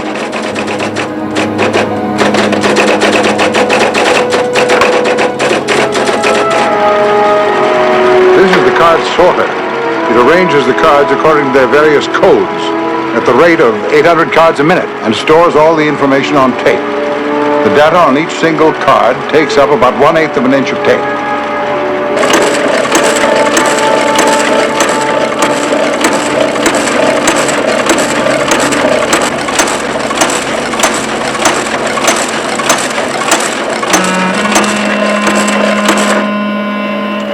now the computer knows as much about Kimball as you do. Statistically, at least.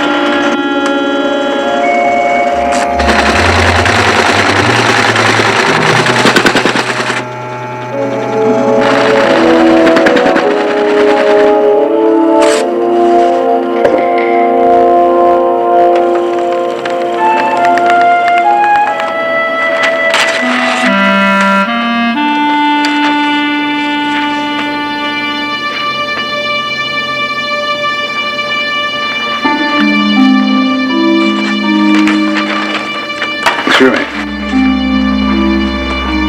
Code this, please.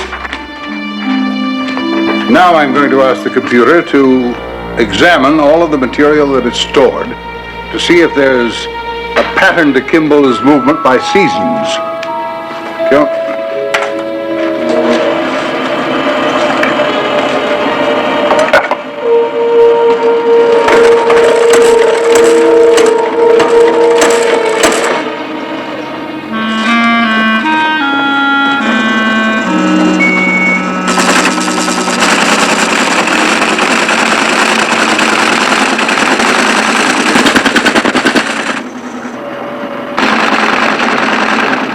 I didn't think there'd be a pattern. That's always been our biggest problem with him.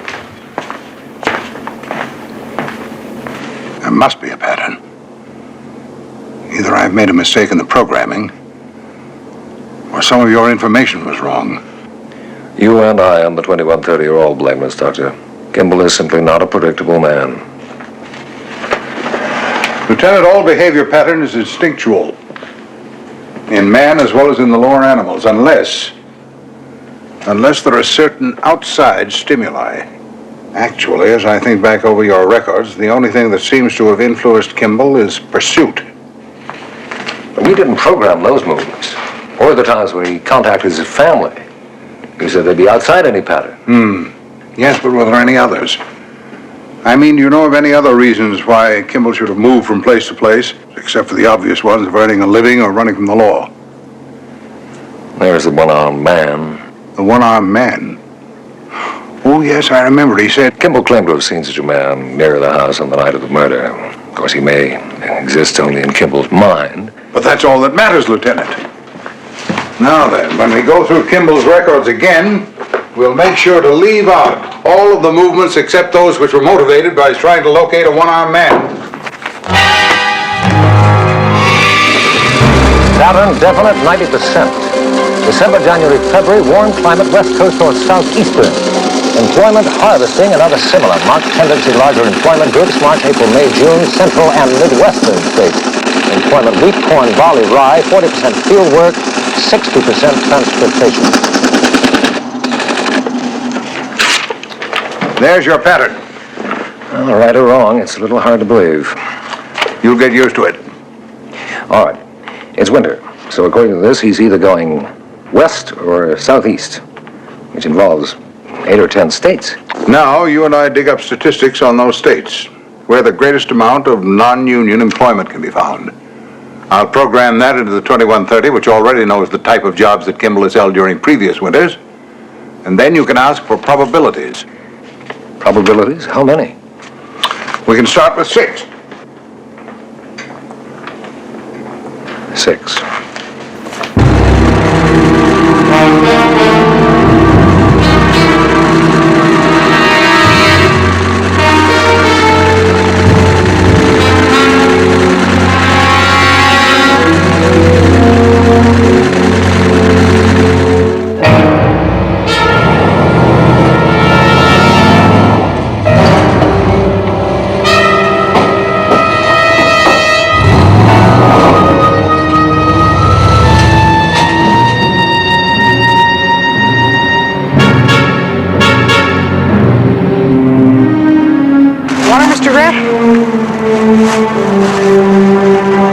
Thanks, Alan.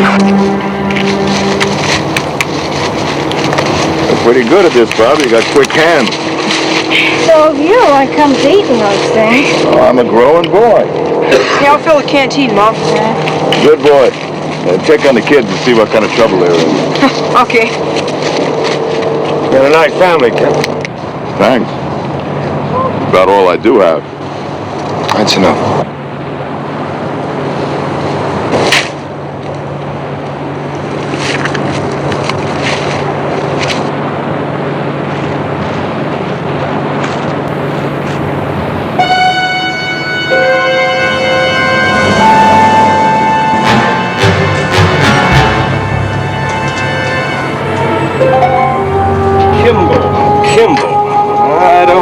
name for many of my crews. Of course, I don't know. Maybe he is, maybe he ain't. I can't remember the face of every picker I got. I mean, there's maybe 80, 90 out in the Grove right now.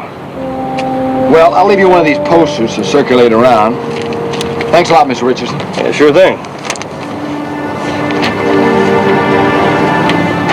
You guys load that over in the back, will you?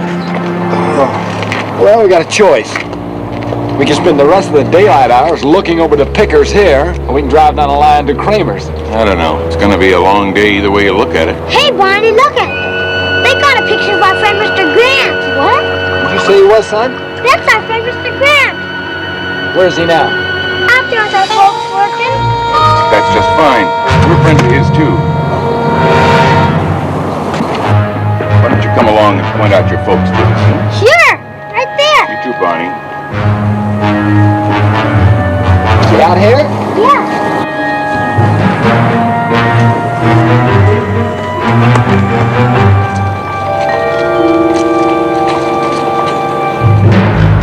Mr. Grant! Mr. Grant! Mr. Grant! Deputies! 2 of them! They got your picture! They're coming after you! Thanks, son.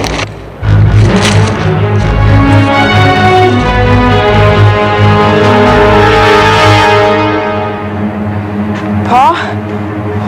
I don't know why, but I just had to warn him. Was it right? I don't know, son. I would have done the same thing, I guess.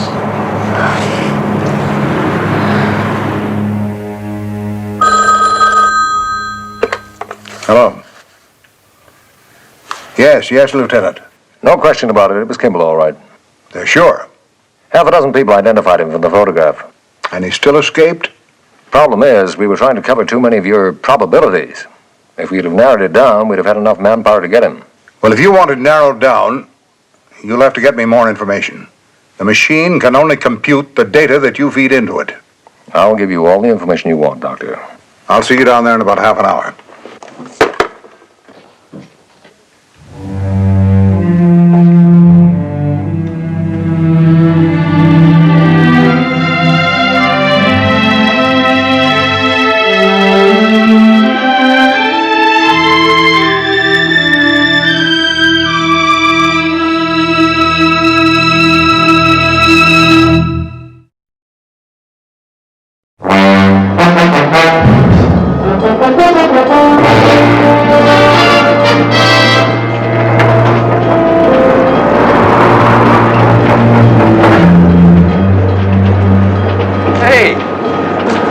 Would you mind closing the door, please?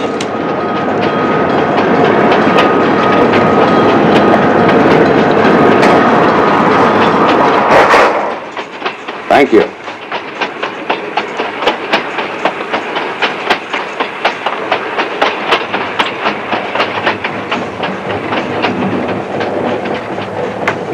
Hi. Hello. My name is Homer.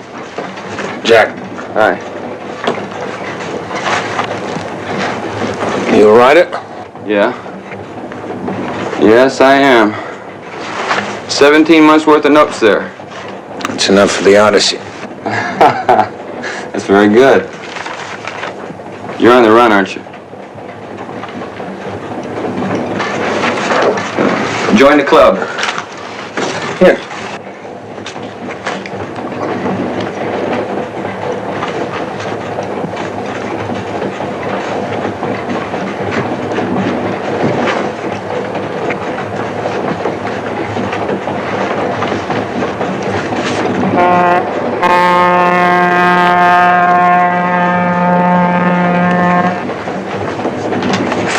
Along came the FFV, the swiftest on the line. Running on Cena Road, just 20 minutes behind. Running into Seville, headquarters for the line, receiving their strict orders from the station just behind.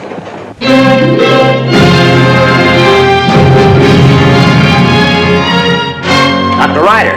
Yeah. My name's Doug Bassett, Doctor. I'm a reporter for the Chronicle. I'd like to ask you about this wire service story on Richard Kimball. I almost nailed him someplace in California. Well, Well, that's very interesting. Yes, it is. When you consider that he was your chauffeur until a few days ago. Well, that's hardly a secret. No, sir. Neither is this wire story. But your recent night activities are. And so is the fact that Lieutenant Gerard from Stafford, Indiana, Kimball's hometown, has been with you every night in the data processing center. What are you getting at, Mr. Bassett? I'm getting at a story, Doctor. I'd like you to tell me what you and that detective are up to. Or I could make an educated guess in print. Mr. Bassett, if you do that, you'll destroy everything that we're trying to accomplish. I'm sure you don't want to do that. I want a story, Doctor, that's all. And you'll have it. You'll have it exclusively. When it's time. You have my word on it. All right, Doctor. Here's my card. You have a deal. Right.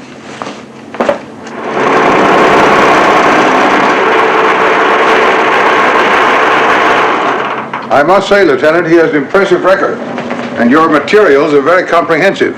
Yes, but it'll be useless until we get some idea where he went. We'll find out in just a minute. Of course, there were a lot of ways he could have escaped.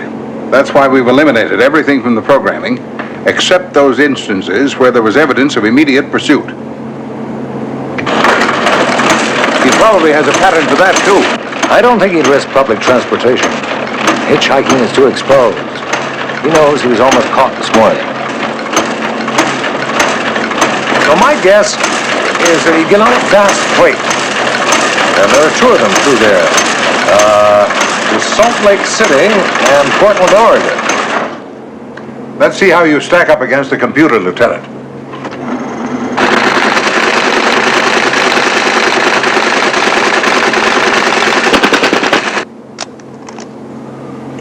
Well, Lieutenant, you seem to have computer blood. Perhaps you'd better notify the police in Salt Lake City and in Portland.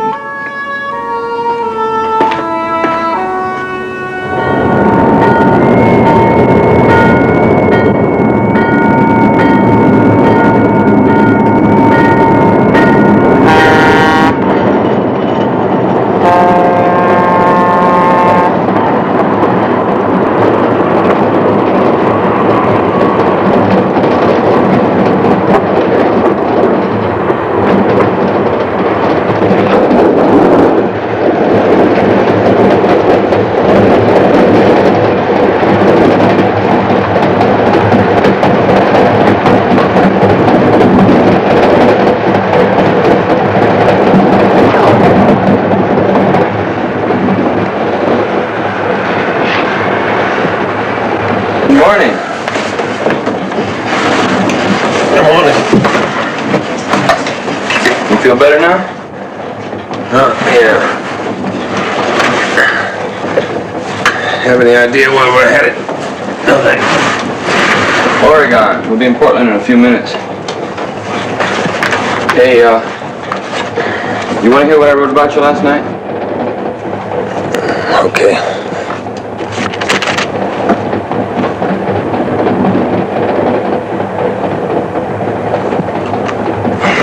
One gets used to these one-name companions after a while.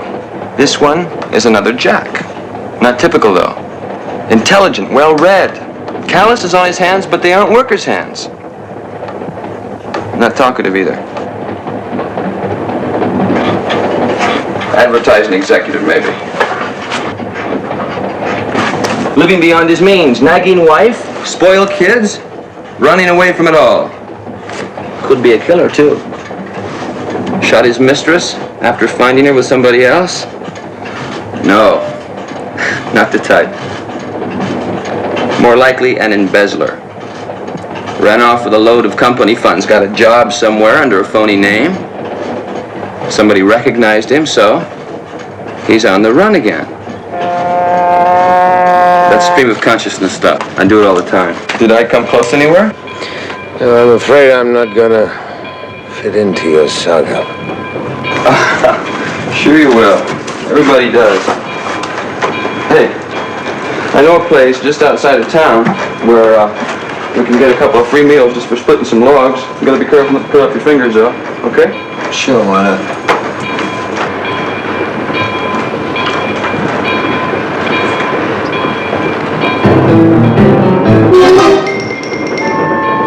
the matter? Cops. Squads of them just waiting.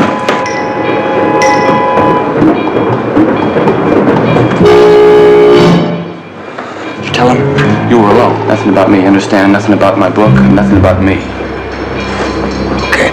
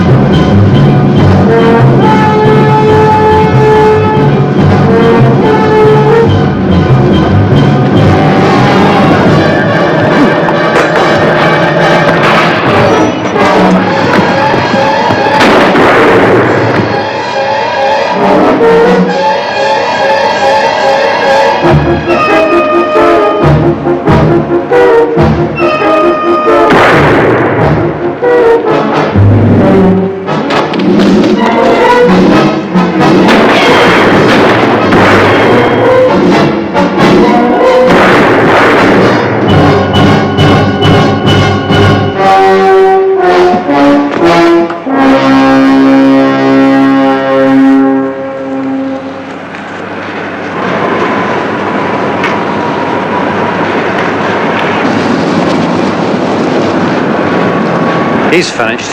That's not Kimball. No. Tell you who it is, though. It's Macklin. Marty Macklin. You mean the kid who shot those two guards from Salem? And that prison guard in Seattle.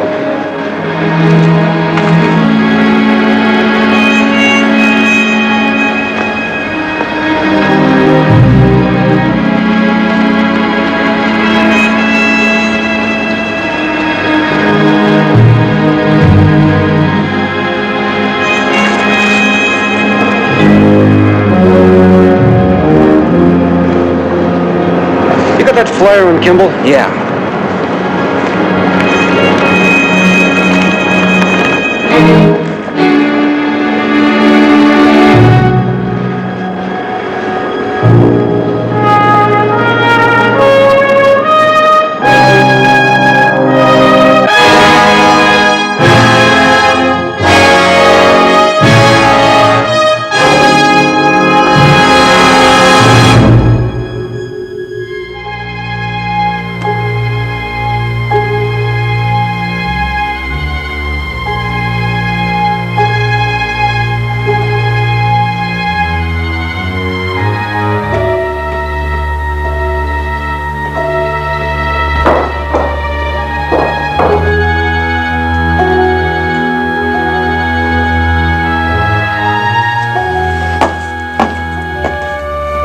Do you want to see me, Dad? Yes, Laurie. Laurie, these are the complete files on Richard Kimball. I've been over and over them. School records, Army history, medical career, every single detail. And you know, it's an amazing thing, Laurie.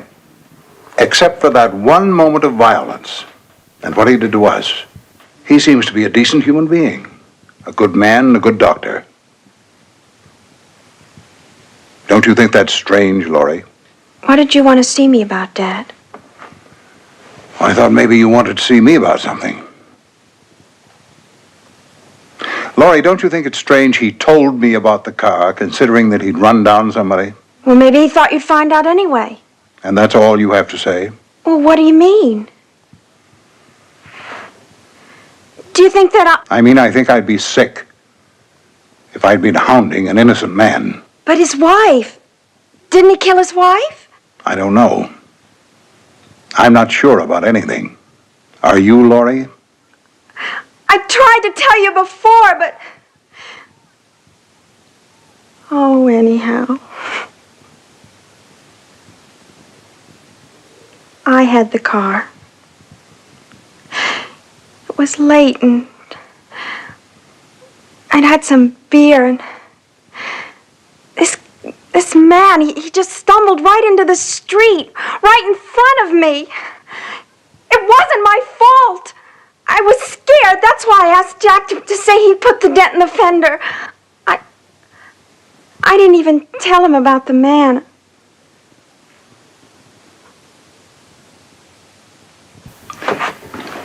But, Laurie, if it wasn't your fault, the police probably... I wasn't afraid of the police. I was afraid of you.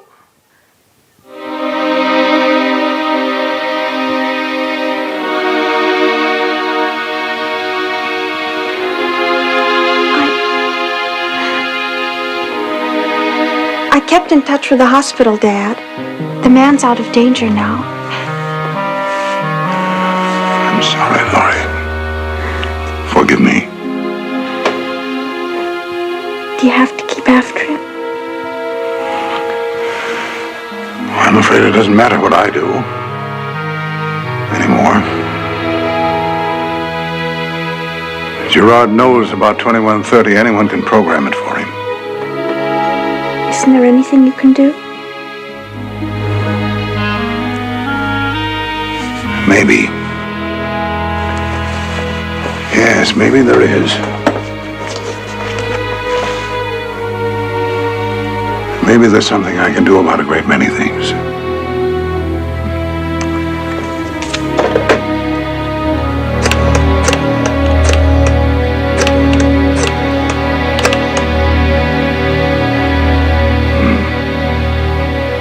Yes. Yes, I'd like to talk to one of your reporters. A man named Bassett.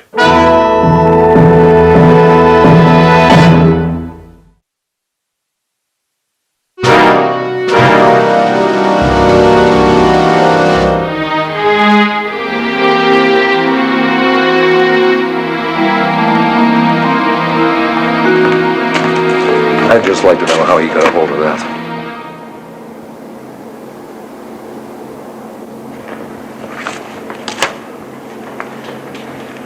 He must be a good reporter. He must also be psychic. Only 4 or 5 people know exactly what we're doing here. I'd say you can begin adjusting that figure upwards. And if Kimball sees this... Then we can all go home. If he knows he's being computed, he'll begin to change his pattern immediately. Well, we'll just have to act on the assumption that he doesn't know. Yet. Lieutenant, I've conducted an experiment, which I'd like to show you. Experiment? Yes. If it has something to do with Kimball, I'm interested. It has. We have access to thousands of medical and psychiatric case histories, including over 100,000 convicted criminals. I had those histories fed into the 2130, along with a complete profile of Richard Kimball, and I mean complete. And then I asked for the probabilities of his being able to commit murder under any circumstances.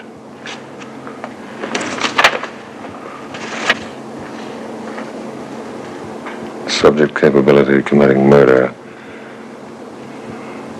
98% negative. No comment, Lieutenant? Just one. The remaining 2% is enough for me. Shall we get to work?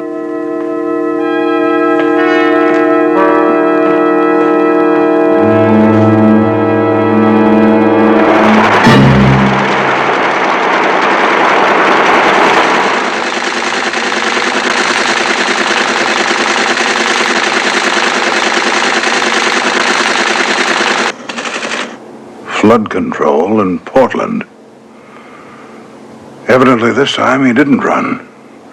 He's been in Portland before. Knows his way around, probably feels more secure. Also, there'd be more job opportunities there. Well, there are your probables. You programmed all that additional employment data? Everything. Back to 11 years old when he was mowing lawns for a quarter.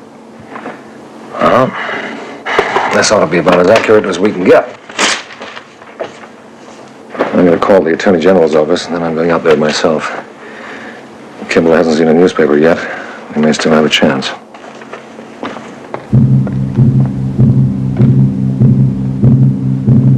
Cole, John, in the truck.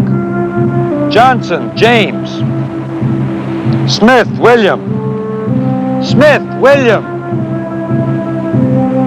Brown, Max. Gamble, Arthur. Savory, Robert.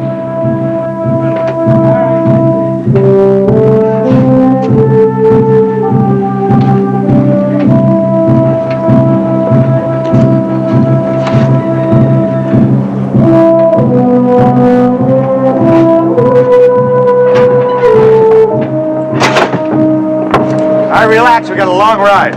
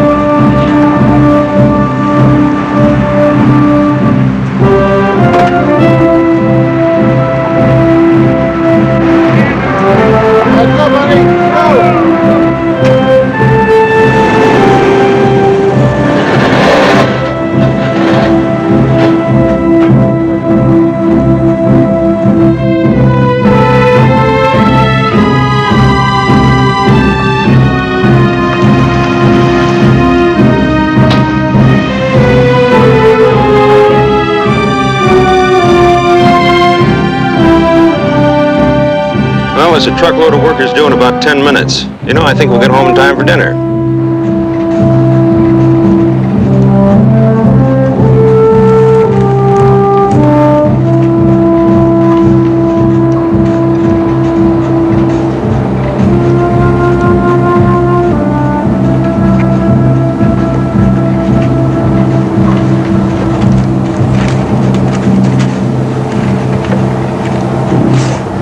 I take a look at your paper. What's it worth to you? Couple of cigarettes? I'm all out. Sorry. What if I give you the price of the paper? And I get the paper back. Yeah. I want to work the crossword.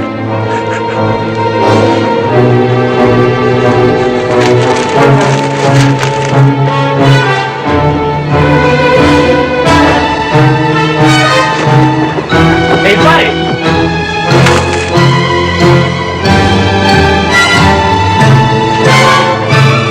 Hey, some guy just jumped you!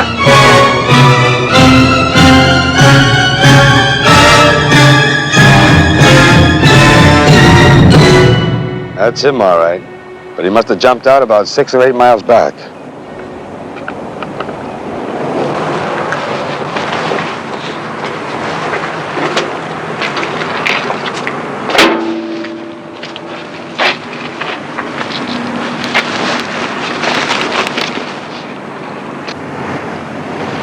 Was he reading this? Yeah. He gave me a dime for it. 10 cents. Well, he'll never get a better bargain than that.